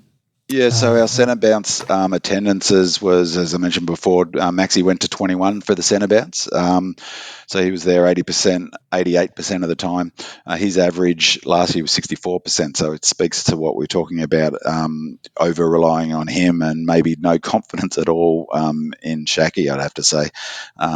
Begs the question why pick him. But Jack Viney went to 19, so he was at 79% of all the centre bounce attendances. Clary, he was 15, Track was 14, Sparrow was 13, Christian Salem was 9, so he was our, I can't remember the number, but he was our biggest attendee at centre bounce attendances in the Carlton game. So that was, I'm not sure whether, did he go back when Bowie went off? Yes, he did, yeah. So which was another tactical error. I think you took one of their better midfielders away to sit him on a half-back line where he did very little. In a crowded back line, I think that's a good point, George. And then after that, you've got Nibbler, Spargo, and they're the only other mids who did any time in the middle. So that looked very much like Carlton. So, except for the fact Clary was in the team. So, in terms of last year, it's similar as well, except if you just take out Gus and put in Clary, Salo, it would be about the same in terms of the finals last year. We in that Richmond game, remember we used like 8 midfielders. There was Cozzy as well. There was Nibbler, but against Carlton in a real practice game. That's trying out things in a practice match, though. Yeah, so Carlton was the one, as we talked about last week, to look at, and so it really was the same except with Clary. I don't know what you guys have a question about Clary's selection. I don't. I mean, well, I thought if you don't have him, to be honest, I was surprised he was picked because for a whole range of reasons. As I said last week, who do you replace him in the midfield? Who do you replace him with in the midfield? Yeah. Well, I mean, he played pretty well, didn't he? Still got 30 possessions, and he ran out of gas in the last quarter. Yeah, he did, but so did a lot of other players. Yeah, and no one else who's replacing him is getting 30 possessions, whether they're effective or whatever. No one's getting close to that. So I don't know. We'll move on. Go on. Yep. No, I was going to say, well, what about there was the thread on D-Milan? I didn't really look at it much. Open up the first thing of the question marks over him playing, and there being some sort of upset about it because the expectation he was going to miss through discipline. Well, I don't know. He must have done, unless they've rushed him back because of the Gus thing. He's seemed to have done his penance, whatever, whether it was a soft suspension or whatever. Obviously, they're not going to talk about it and say exactly what was going on, but he was training away from the group for a long time, and even once he came back, he was training with the group but away from the group. He's been back fully integrated into the team now. I guess like from a fitness thing, it was doubled up by bringing Spargo in because Spargo had limited preparation. Well, why didn't we play him a bit in the forward line then or something like that? Yeah. But I would take him at 80% over some people 120%. And based on what happened over the summer, he wouldn't have been playing at all if he hadn't reached his KPIs. It's you do this and we'll do that. And the fact that he's there indicates that he's done that. But, it's still beyond me. And, again, tactically, why Spargo, who hadn't trained basically for the previous month, was in the side at all. I mean, we weren't even considering him last week. It was a question mark. Would Billings, would Brown Dog be the sub, or would Chandler be the sub? Yeah. I just assumed Spargo wouldn't be picked, and I was shocked to see Billings not start. I thought, and it was a real challenge for him because a debut for his new club, and come on as a sub, he couldn't find his touch. Like, I don't criticise him at all. And then there was a missed opportunity for Viney to hand off to him on a forward. We ended up turning it over, and they scored a goal. It was very frustrating. So, really tough night for Billings, I thought. Let's talk the debutants. Singer says, how did the panel see the games of our debutants, Windsor and Howes, and also Billings once he was subbed in? D. Zephyr says, one big positive was Howes' debut. I thought he got more comfortable and confident as the game went on. Thoughts on his debut? Dino Rover reckons Howes and Windsor showed enough. GS77 says Billings was match fit, played well in the practice matches and was promoted as one of our 3 debutants by our media team, yet come game time he's warming the bench as a sub, and we see an ineffective and underdone Spargo take the field following an injury layoff. This follows a litany of perplexing selection decisions going back to late last year, i.e. the dropping of the energetic Turner on the eve of the 2023 finals, Shaki as the unused sub, etc. Was this the right call? So, George, how did you rate our debutants and what did you think about Billings? And we've just sort of touched on this. He's had 2 injury-plagued years. He's finally trained all pre-season and he's been very impressive from what I've seen. He's improved our forward connection, as we saw a number of times in the Carlton game. And now he's been used as the sub in preference to Charlie Spargo, who's barely trained, as we said, in the last 3 to 4 weeks with an Achilles injury. And I saw him after the match, and he at the airport, he looked like he had a leg amputated. He was limping that badly. and he wasn't even named in the injury list that was brought out today. So who knows what's happening at this club. But, thoughts on the debutants and I think else you want to add to Billings? You've covered off the Billings and Spargo situation pretty well. Yeah. It was just absolutely and completely perplexing. Very impressed with Howes, and very fortunate for us given the injury to Bowie. Howes has almost cemented a position in the side. He really, apart from when he made an error in the first quarter, and for a young kid to come back from that in a really tight game, it was very impressive.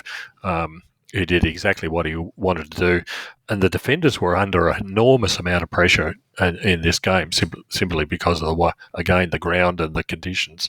The ball was in there an awful lot of time, and they were repelling the attacks quite successfully.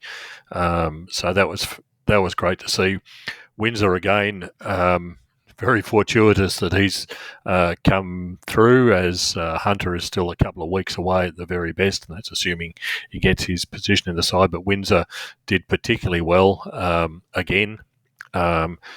He's got the speed, he's got the football nous.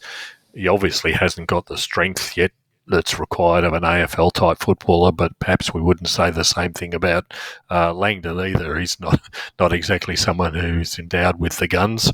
But, Windsor's looking very, very promising. So a very impressive debut from both Howes and Windsor. Billings, unfortunately, I don't think was treated in the right way. Don't expect him to get a lot of possessions. He's not that sort of player, but the possessions he get will be quality. I hope he gets a better opportunity next week. He'll do, again, there's a fair bit to do with the size of the ground. It's just a ridiculous ground to play footy. It's 36 players. It's just too big, too many numbers for that, too small, too many numbers for that space. And Windsor, and Goulden was similar. Goulden was super quiet because he's a run and carry player. If there's no space to run and carry into, you're going to be negated. I thought it was good. One positive was that he got run down from behind in terms of, I guess this is AFL footy that cost us a shot. I thought Howes, that's a great point, George, that he got beaten sort of early, which cost us a goal, but to not only play well after that, but he took some really assertive positions and, he was quite aggressive in terms of his running out of defence when he had the ball. And we needed some sort of spark off the half-back flank. We really got nothing out of McVie at all, I thought, and they've blocked him up there really effectively. We got very little drive off the half-back flank. I thought Billings, that was strange as well. I think perplexing is an excellent word from GS77. If I had my major criticism of Goody tactics stuff, he's the AFL coach, I don't know. So it's hard to comment on what you do. I've never coached at AFL level, but the selection stuff is a series of one. Shaki being selected in the semi and not coming on the ground was one. But Billings not starting, leaving aside the fact he was a debutant, it just didn't seem he was in such good touch, and he seemed to be he was an important player for that last kick inside 50. And we talked it last week. Laurie and Spargo they're too similar, those two players. And I thought it was a comment on Laurie's game, to be honest, that he was the one to be taken off, not Spargo, because I didn't think Spargo played particularly well. Having said that, the inside tackles inside 50 were 24-13. We had 11 more tackles inside 50. So that's Spargo, Chandler, Nibbler, Van Ruin didn't tackle inside 50, and Nordishaki. So those mid-size and smalls, they put the pressure on, but they just couldn't, they couldn't kick any goals to pay their way, I guess. Do you think the Spargo being named in the team had anything to do, Bimad, you talk about that high half forward role? Do you think because he's Goody... Well, Billings has played the role. Billings was playing that role. Goody has his favourites. I don't know if you want to use that word, favourites, or people who he trusts with the game, with his game plan of that high half forward role. And do you think he maybe had more faith in Spargo than he did in Billings? Well, if that's the case, then that is poor coaching, because you don't... I mean, what sort of message does that send Billings? I don't know. I don't like it, but... I mean, in that thread about Caroline Wilson's, it was from Footy Classified, saying about there was some discontent about from the leaders about Clara getting picked, and the suggestion was that Spargo was the trade-off. But that all sounds like nonsense to me, and I bloody hope it is, because if that is got any truth to it, then that's a problem, because there's no selection integrity if you're doing stuff that it's just gossip. So that's why I'm staying away from the media. So I'll have to stay away from Demonland. Those threads on Demonland. Gutter journalism. The other surprising thing about Spargo is that he was basically dropped in the last half of the year last year. Yeah, he came back in, but he just hasn't been. He wasn't in either of the practice match, so he can't have been in good touch. I know he's done match sim, but he hasn't trained in 4 weeks. I was at training less than a week ago. He was throwing the ball at Ben Brown. Yeah. That's all they were doing. Ben Brown at the moment isn't really running around, and neither was he. He wasn't running. Was he? I haven't seen the post-match presser. Was Goody asked about it? Have you heard any? No, I didn't see it. I'd like to ask Goody that question. Why'd you pick Spargo and start Billings on the bench, buddy? All right, lots to talk about. There's a lot to unpack here about our forward line and forward connection, so let's get to it. Smurf says forward connection, for want of a better word, was virtually non-existent except for a few nice passes to the leading Fritsch. Otherwise, it was just long bomb and waste all those inside 50s. It's certainly not panic stations, but I am starting to panic. Dino Rover says, I think we tried to lower our eyes and hit up more and less dump kicks, but I don't think we had forwards leading to available ball carriers enough.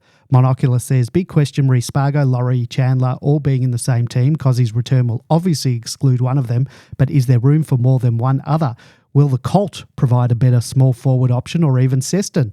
The other obvious one is a second tall in the forward line. JVR is the only target for both our team and the opposition. Will Fullerton provide that second option, or T-Mac, though he played deep in defence at Casey, I believe, or Big Benny Brown? I really can't see Shaki making the grade, as he seems to have zero competitiveness. The old fart said, I thought our small forwards were very disappointing v Sydney. Cozzy will be back against the Dogs, but will hopefully be spending around 15% of his time around stoppages, where he adds an important point of difference. In my opinion, we definitely need another small crumbing forward who can contribute on the scoreboard and apply front half pressure. Has Kynan Pup Brown or Andy Moniz Wakefield earned an opportunity? If so, who do they replace? Doug Remus says, look, I'm not going to actually read, I'll read this part of it. We can't afford to have Carey play Chandler, Laurie, Spargo. I'll give Billings a pass barely, all in the same team.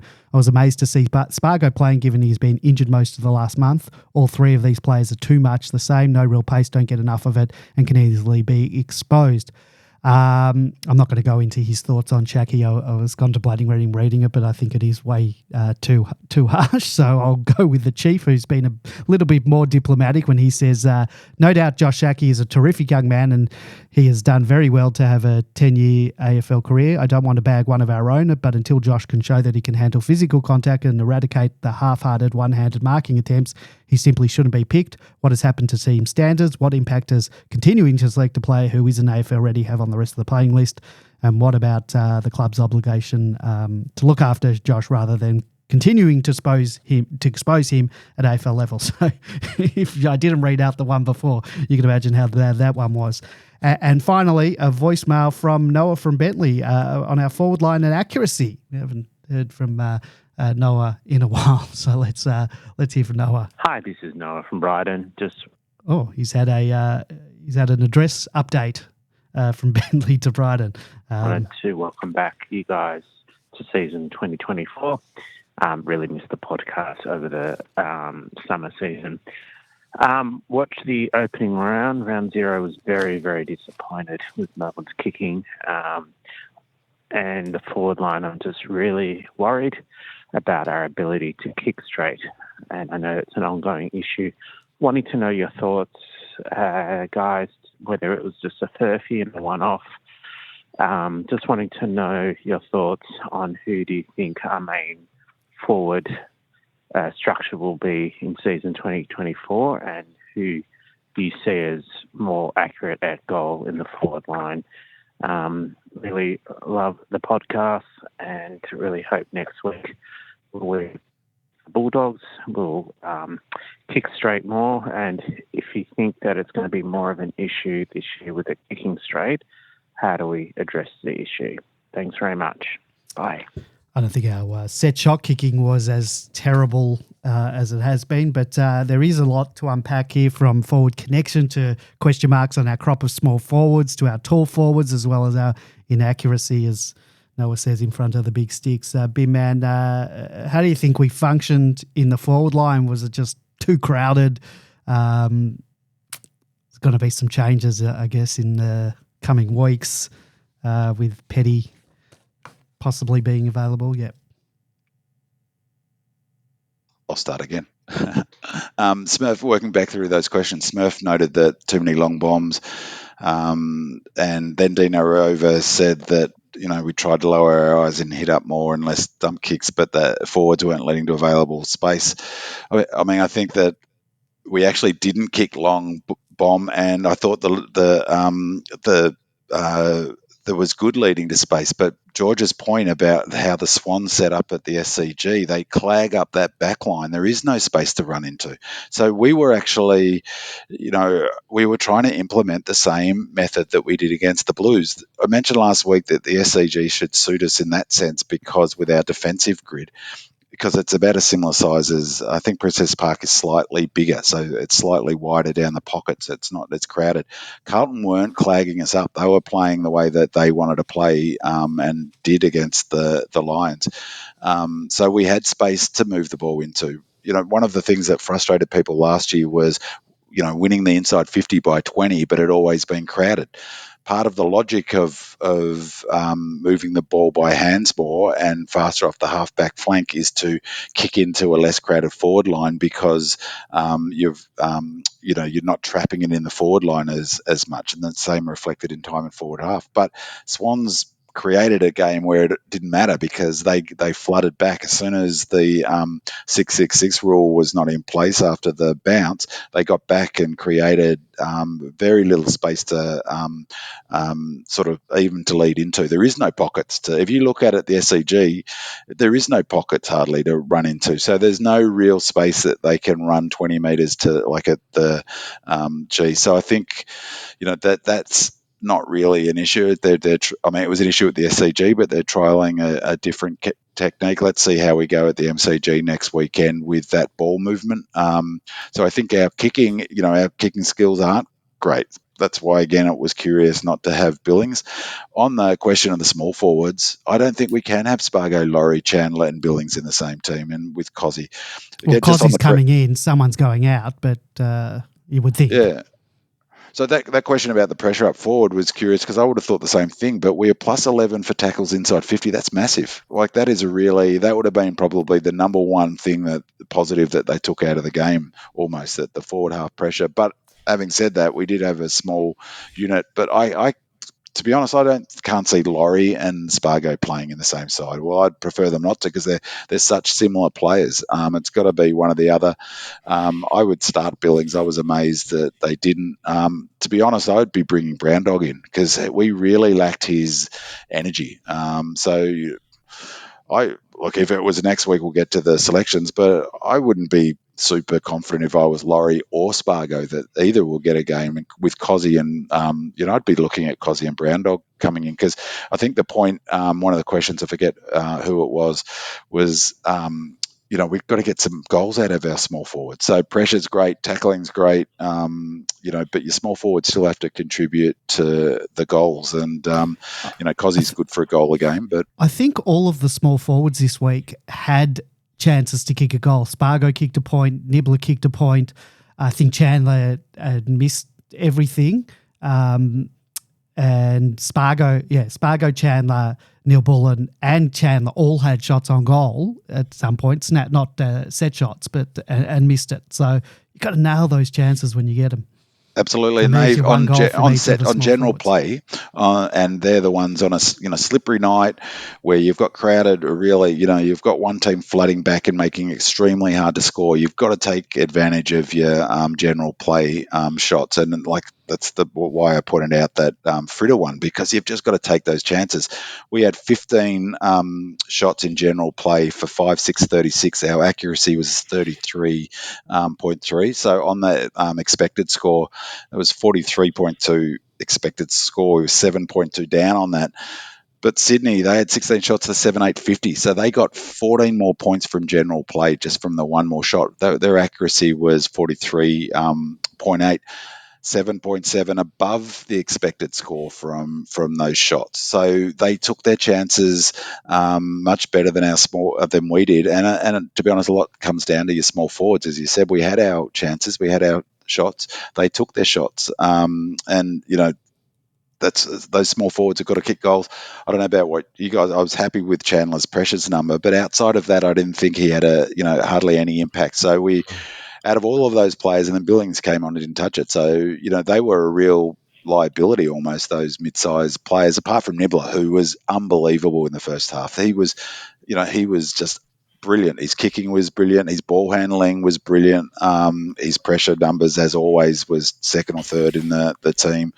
Fantastic first half. He was a bit quieter in the second half, but he really could hold his head high of those small and the high half forward roles. There are a couple of things I think are worthwhile talking about. The forwards, again, the Sydney Cricket Ground does not suit forwards as a general rule. If you even look at the possessions for Sydney, Amadi had 3 possessions before he was taken off the ground, and no marks. McDonald had 8 possessions.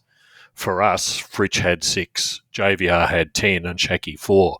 Those aren't big numbers whatsoever. It's simply because we were doing the same thing to them, not as much perhaps as them, but it's just so congested inside there. The forwards just cannot get the space in which to operate. So you depend on your mids, you depend on your half forwards to be able to score the goals and scramble whatever you can through the goals. But it like wasn't that goal from Chad Warner. I mean, that was outside 60s. Not quite a scramble, but but you're depending on those players further up the ground to do it because your forwards can't. Then you add in the slippery conditions, and it's a nightmare for the tall forwards. Yeah. The other thing about Shaki is Shaki was in because we had no one else.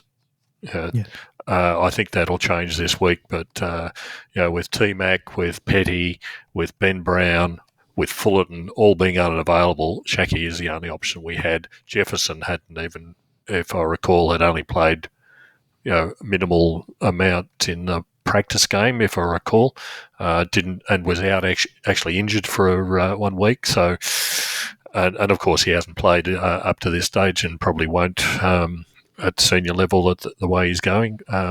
So we had another option. Shaki was it. Maybe Varel might get a shot early, but I would think so. Yeah, it was such a. We talked about this last week. Shaki had his chance to say this spot's mine, and he did not take that chance. Is putting it mildly. And there was one moment, I think it was in the. It might have been in the last quarter that really I thought summed up where Shaki's at in terms of that lack of physicality. On the wing, a high ball came in and he was up against Grundy. And Grundy ended up taking it on his chest and the ball was in the air and I was screaming. It was like, what are you doing? Like he had made he just needed to bury. It was right on the boundary line. He needed to bury into Grundy and basically forced the ball over the line, but he gave such a sort of half-hearted effort that Grundy was able to sort of just hold him back. He wasn't even pushing him and mark on his chest, and it triggered they got a goal from the ensuing chain. And it was just, oh, come on, you've got to be harder than that. And then, as I said before, his ruck numbers, 14 contests for 1 hit out. I reckon I could get more than 1 hit out and just by, I don't know, running into him or something. Got some questions about our midfield coaching. GS77 says, do we have any insight into what alterations, initiatives McQualter might be bringing? What changes to our game plan have you seen that might reflect this input? Could our generally atrocious kicking skills be counterproductive to changes we might be trying to implement? And then Nairobi Demon asks, could you discuss the loss of Uze in terms of his game day role in the box and how he seemed to complement Goody in the sense that Goody seems a stronger strategist than tactician, and perhaps Uze a stronger tactician? George, any insights in anything you've gleaned from the addition of McQualter into the midfield coaching mix? And I guess you could tie that into the loss of Uze on match day. Yeah, I think that summed it up, that Goody is more strategic. Uze's tactical, and tactical is where we really failed in this game. I was surprised at the lack of changes that occurred in the midfield. We've talked about the rucking situation. We've talked about the positioning of the midfielders. They didn't change anything, like I said, until very late in the last quarter. That was really, really disappointing for me. It's only one game, but they've certainly got to lift their game. The midfield coaches and the assistant coaches have really got to lift their game if that's what they're going to serve up. It's interesting with Uze going in terms of the role of Goody being on the bench, because I expect that a fair bit of trust and a fair bit of sort of intuitive dialogue has to happen between, if you've got your sort of coach, your tactical coach looking down from up above and you're on the bench, you rely on them a lot. So presumably, you need to develop a good sort of relationship. Maybe that takes time with McWalter. The big difference that I can see is clearly that, whether it's Goody in concert with McWalter, but there's the way we're trying to move the ball by hands. Those long handballs, those get it forward, and use of our, at one point they showed the stats. I haven't got it here, but I think we were 20 handballs, more than 20 plus handballs before the in the first half, near the end of the second quarter, something like that. And on a wet, slippery night, it was a night, for the purists to say, go long, just go long. And but that's the difference McWalter's brought in, I think, is those chain handballs. That's what he was doing at Richmond, is sort of looking at that type of transition. Early days yet in terms of how effective, but it's, I think, as Wiley D made the point, is it's going to take time for a team that's had a particular way of playing for a long time. It's going to take time to get used to a new model. The only thing I'd say about Uze is that they clearly had a good relationship with Goodwin, and it's going to take time for McWalter to have a similar relationship. I can't recall whether it was on Dreamland or elsewhere. I think it was Dreamland saying someone about talking about whether Goody should go back up to and coach from up above, but that's what I guess McWalter's role is. Potentially, it sort of takes time to form that relationship. I think we saw Uze's tactical skills last week in the game that Richmond played. They were 10 goals down at halftime, and he swung things around and changed things up. And all of a sudden, they became very, very competitive in their match on the weekend. But 10 goals down at halftime, that was dramatic. And, obviously, a very good tactician. I think we'll miss him. Was Uze in the box? Up in the box or on the That's boundary? A good question. I don't know. He was, know. I think. Yeah, can't remember. Has Goody ever coached from the box, or has he always coached from? He might have started in the box, but I think he started. A lot of coaches have changed their positioning over the years. Certainly more on the ground, and depending on their assistants to do all the tactical stuff. But I think the coaches are keener to talk to the players and encourage them when they come on and off the ground. B-Man, did you just give me permission before to scream, kick the bloody thing on a wet night? Yeah. Well, I was screaming it, but it's handball more often. Handball more often doesn't quite have the same ring to it, but it did make me laugh. Is people have been screaming for this change for years, and we bring it in, now people are screaming that we're handballing it too often. People are never happy. In the wet. Talking about Jake Bowie's the loss, Pingu says, with Gus's retirement and Salem's change to the midfield, how do you think we will cover the loss of Bowie if he is out for an extended period, which he is out for 8 weeks? Roosted Far says, Bowie loss is huge. I think he was primed for a great year. We need a replacement for him. Who is that? I don't see a natural cover besides Salem. Do we roll the dice and try a Laurie or a Woden there? It was a devastating blow to lose Jake. Now they've said approximately 8 weeks, and gutted for him, gutted for the team. It's a massive loss to our team structure, particularly on the back of Gus's retirement, as Pingu said, and us wanting, we wanted to use Salem in the midfield more. It seems like Salem's going to have to go back. Big man, how are we going to cover the loss of Jake for the next at least 8 weeks? Well, as I said, I've been away, so I did not know I knew he was injured. Obviously, didn't know that he was out. So 8 weeks. That is a blow. It was really important for this match. I thought it had a real influence because he was our best defender in terms of he was terrific. I thought, and that hit how he did it. It's what's the injury? Sorry, broken collarbone. Broken collarbone.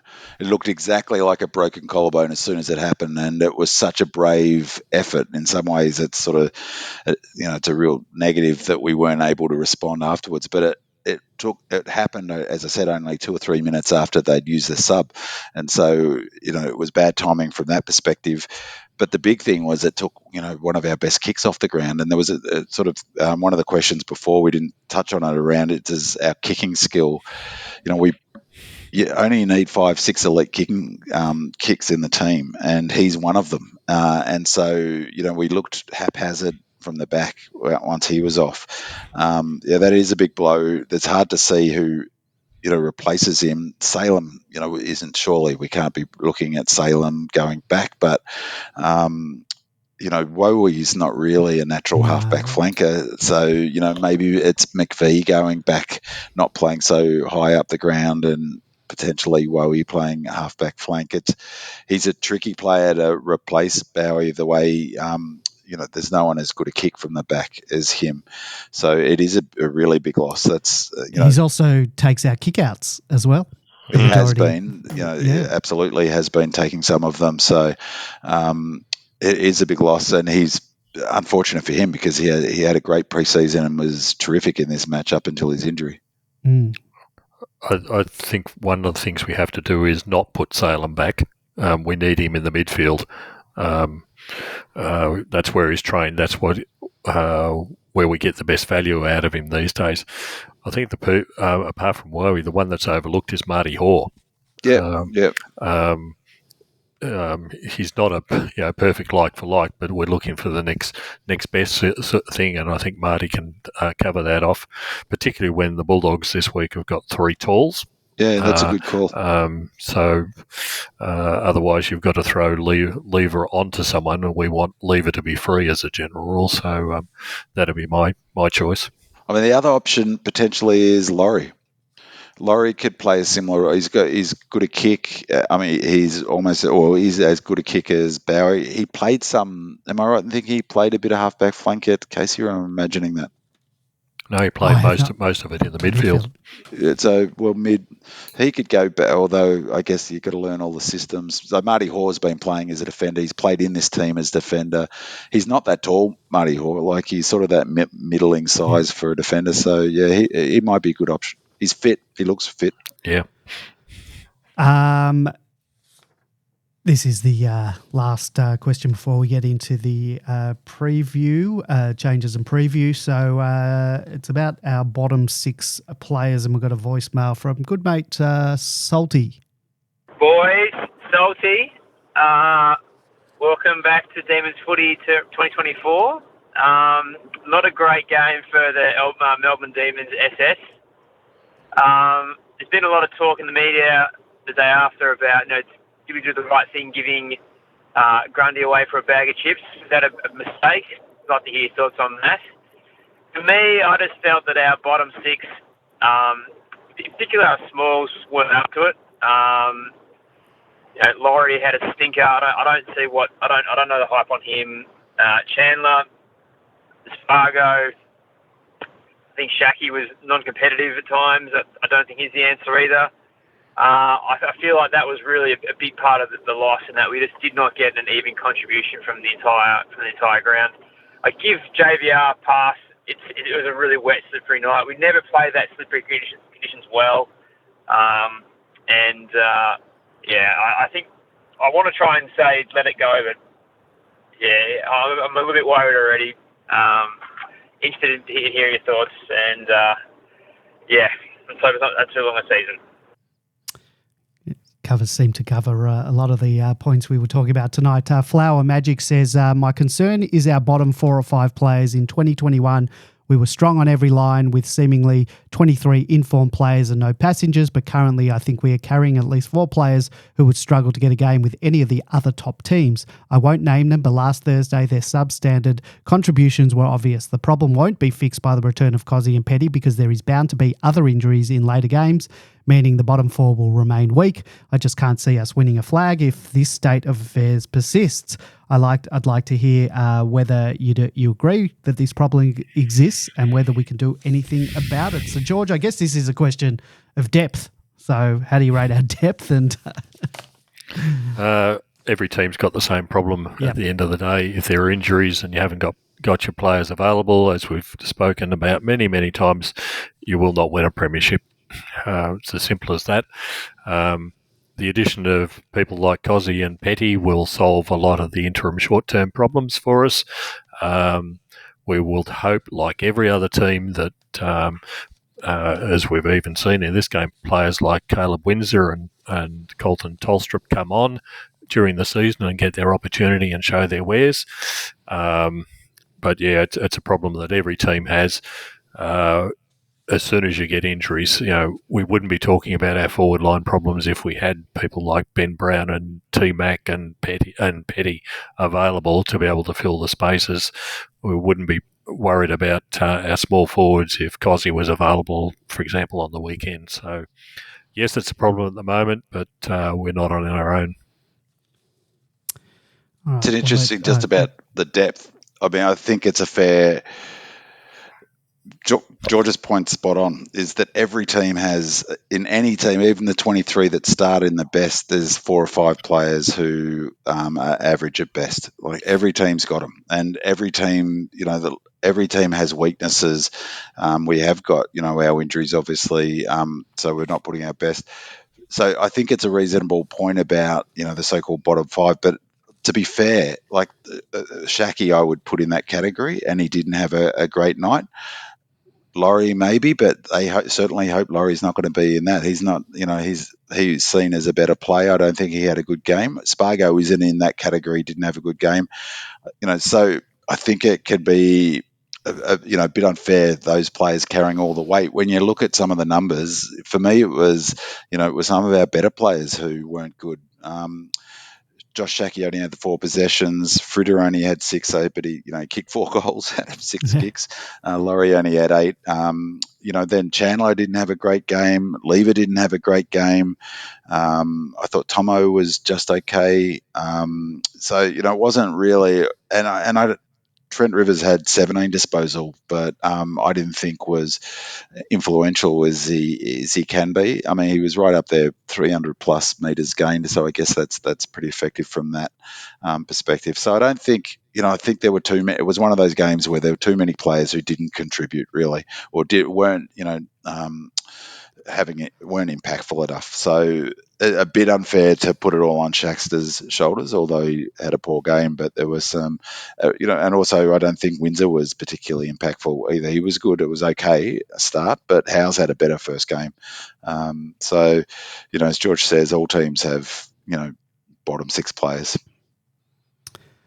Well, let's get into changes and a preview of the Bulldogs game. The D's head into round 1 of the season with a loss hanging over their heads and needing to win to even up the ledger and avoid the 0-2 finals curse as the Bulldogs enter their first game of the season, wanting to atone for a disappointing 2023 where they missed out on the finals. Kongwacker says, well, welcome to the season 2024, gentlemen. George, thumbs up for your excellent report, 0 from 0 on our opening encounter. I thought point by point you crisply highlighted the reasons for our first up misstep. Like you, I'm choosing my words carefully. It's too early in the season to be too harsh. We saw in the practice match against the Blues some signs of improvement in our forward 50 entries with an emphasis on low, hard, flat kicks, suggesting there has been some off-season work in this area. However, when the real money is on the table for the 4 premiership points, the newfound kicking/disposal skills disappeared under real game day pressure. The Sydney coaching panel, led by the best in the business, had done their homework and unravelled us quite easily in the end. Longmire has shown the rest of the competition how to upset the Demons. I would like to hear from the panel how we best respond, beginning with selection, not ending there, but please also discuss how we exploit the Dogs' backline. Is it simply switch up to pre-season Blues game style entries, one can hope. Big man, then George, your changes and how best to respond this week against the Bulldogs from last week's disappointing loss in Sydney. And I will just add, we do have some injury news. Harrison Petty, they said today is a test, but they're strongly implying that he may possibly will return. And obviously Cozzy's coming in as well. And then there is no one else, no other cavalry coming back. What about Varel? Well, did you read the training report from? And I didn't see the Casey game or practice game, I presume. Yeah, I didn't see any of it either. There was all I saw was just the scores and goal kickers and stuff like that. I haven't read the match report about that. But before we get into changes and preview, our good friend Kev Martin, shout out to him, is still going out to training, even though it's not pre-season anymore. He was at training and he said that Varel has not joined the mates squad, looks to be working on his hip and running laps. Right, but wasn't named in any of the injury list stuff. So, so maybe you might have to hold off on Varel being the cavalry in the ruck. But it looks like Fullerton will probably, at some point, whether it's this week or next week, Petty. Can you play Petty and Fullerton in the same team with JVR? Yeah, why not? Okay. I would have thought. Well, working back from the question about our tactics exploiting the Dogs' backline, again, if Goodwin, he won't. I mean, it's frustrating particularly if you're someone who likes tactical coaches. He will come in with a game plan that we've employed this week and that we did against Carlton, maybe with some tweaks around how they look to, say, negate Daniel, his influence or specific sort of strategies for players, but he doesn't adjust his game plan for the opposition. And so George's point about Longmire is a good one. He is a great coach, but they're not very successful. So Goodwin would say, well, sure, that's why we're no longer in the top four. That's 1 week outside of the top four. But he would point to the scoreboard to say his method works. Longmire's method doesn't work. So in terms of being so flexible in a game to suit the opposition. So I don't expect that we'll do anything sort of to change the way we play to counter the Dogs, to exploit their backline issues. Nothing different to what we'd normally do. In terms of coming in, for me, it's that classic question, I think, that is to what we think will happen or what we think should happen. What I think should happen is I'd be dropping Laurie, and I'd be dropping Spargo as well. And I'd be bringing Brown in and Cozzy for both of those two players. I would start Billings on the ground. I was just shocked that Billings didn't start, and a bit disappointed too, because who wants to debut as a sub? I thought that wasn't... Second club. Yeah, but it's a big deal for starting with a new club, So did they then start Jordan as a sub? I know that he's played. I mean, actually, Jordan's a good. Billings has been just as influential in the preseason as Jordan has been, Jordan had 2 possessions at halftime in that game, so they didn't take him off, they didn't sub him off. So I thought that was a strange call. So I'd be starting Billings on the ground, Cozzy and Brown in, and Spargo and Laurie. As much as I love Spargs, I'd be dropping both of them. I'm sorry, the Shaki experiment. I was open to giving him a shot at it. If Petty's fit, then bringing him back in, and unfortunately that means JVR. I don't think Fullerton's going to get. Will he get it? I'm not sure if he's in the frame this week. He's available.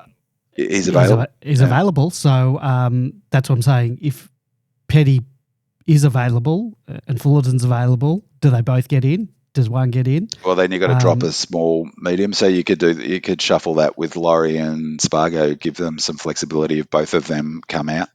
And because who rucks? The reason I ask that is who's if Shaki goes out and it's just Petty in. It's JVR. That's what happened all of last season, pretty much. You're rubbing Peter to pay Paul. We don't want to. I don't mind JVR doing some rucking, but you don't want him playing 20, 25 minutes a game of being in the ruck. No, if and it's to be 5 minutes honest, a in the quarter. game against the Swans, whether there was some reason like he had an injury or something, I was really surprised that they didn't run JVR more in the ruck because they'd Yeah. stopped running Shaki. Why not put JVR in there? So, I mean, Fullerton, I think Shaki on that performance, it's going to be hard to maintain his spot. If Fullerton's ready, he gets the gig. So that'd be the changes I'd be making, the changes he will make. There's Yeah. two things: what changes we want and what changes will actually Exactly. happen. And we were always right. Yeah, given he selected Spargo and didn't think he was going to, is he going to drop him when I don't think he is going to? He probably will. Maybe he's listening to spite me. Can you imagine Curtis just listening just to spite us? The other one up forward, I'm sure Shaki will not be in the team this week. There's just shown insufficient this week. We've got Fullerton, T-Mac and Petty effectively all available. One of those can do the rucking. We don't need to put it all on JVR, and I think we're always disadvantaged when we do put it on JVR. Of course, Hoare potentially down the back for Bowie because that's a required replacement, and I think we'll lose Spargo and Laurie. Yeah, it's a lot of changes to make. It is a lot of changes. We will make that many changes. I can understand making the Bowie. Bowie has to come out. I mean, Shaki, the thing about Shaki wasn't that he just didn't play. It wasn't a night for big fellas. So he gets some benefit of the doubt there. No. It's the point that a few people of the questions have made is he wasn't aggressive enough. He wasn't physical enough, and we really needed him to step up and to give Max a chop out, and they obviously didn't have the confidence that he could do that. So if that's the case, I can't see him being picked. With all due respect to Shaki, if any of the forwards were available, I think they would have been playing against Sydney. They weren't. So Shaki had to play. He had to be the relief to Max, and he had to be the second tall forward. If any of those players are available this week, they're replacing Shaki. Cozzy's coming in, so one of the small forwards is coming out. Bowie has to be replaced, so someone's replacing him. If it's Hoare, I'm not sure who they're going to replace him with, but it looks like it could be. So there's your changes. I'm going to steal your thunder here, pardon the pun, Andy, but Sunday, mostly sunny, minimum 15, maximum 29, chance of rain 5%. Mostly sunny, light winds becoming north to northeasterly, 15 to 25 kilometres during the morning. That is perfect MCG weather. Yeah. What's the humidity? Humidity rating. It won't be like that with the northerly. Won't be 88%. That's for sure. No. So humidity. Perfect. So yes. What time are we playing? Let's see how we go on a dry deck on the bigger grounds with that game plan that is new, and they're trying to bed in. That give some opportunities for those forwards to lead into space. Give some opportunities for those high half forwards and mids to kick inside 50 and hit some targets. I think that we'll get a much better read of where we're at after the weekend. I think the Dogs are missing McRae still, aren't they? If I remember. Oh, I didn't do my opposition injury list checking. Keep vamping and I'll have a look. Yeah, I think he's still out. So missing McRae will be a big hit for them. Bontempelli's still fantastic, of course. Liberatore's at the peak of his games, but they're three big forwards. I think we can cover them, unlike a lot of other teams. So that's a positive. And they're defensively weak, but I actually think, George, that you're right, that one of the things that we do well against the Dogs is that they've got those three tall forwards, and that sets up well for our intercepting, our zoning, and I think that will go a long way to deciding the match, I think, and the effectiveness of our backline. It'll be interesting to see. I'm not sure what the Dogs' pre-season was like, so I'm going in cold from that respect. McRae isn't listed on their injury list. Bailey Dale, hamstring test, Vandermeer, concussion test, O'Donnell, ankle test, and then there's a Croft is out, Gardner's out, O'Driscoll, Bailey Smith obviously is out as well. So no, McRae is not on that Yeah, I thought he was, or certainly was 2 weeks ago. So anyhow, here's their medical room.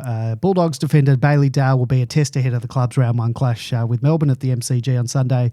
Dale suffered hamstring tightness during a pre-season fixture and will train this week before a decision is made on his availability. Forward Laith Vandermeer remains in concussion protocols, but he's expected to be available for selection on Thursday. James O'Donnell ankle played managed minutes in the VFL and be tested. I don't even know who he is. So, but no mention of McRae. So I assume he is ready to play. And they also on their website, James Harms, Lockie Bramble, and Nick Caulfield will be playing, all set to play in their first game. These have got some stupid names, haven't they? A high percentage of their players have got stupid names. I'm going to call that out on Sunday. I'll test that. Well, there you go. Yep. Anything else about that game? About the game? Anything? How do you think we'll? That's how you think, Andy. Come on. I don't give my opinions on these matters. Do you think? What's his name? English. He's going to ruck like Grundy rucked, or he's just going to play his own game? Do you think? Look, it'll be interesting to see. The teams can't just bring in a tactic like that without having practiced it. They will have had a plan. They will have practiced it. I think that English will back himself into beat Max, I would have thought. I mean, he's a bloody good ruckman. Yeah, that's why I don't think he'll do a tactic like that. Yeah. It'll be really interesting to see on a dry deck whether we can move the ball, but remembering that's how they like to move the ball too, with lots of hands. In some ways, we're adopting their game plan. So potentially we could have a open game, a bit like the Giants Pies game, which was, high transition, and so potentially we'll see a high transition game that at least should be entertaining from that perspective. In some respects, that plays into the Dogs' hands because it's their game plan that they've been playing for a couple of years, or for a long time.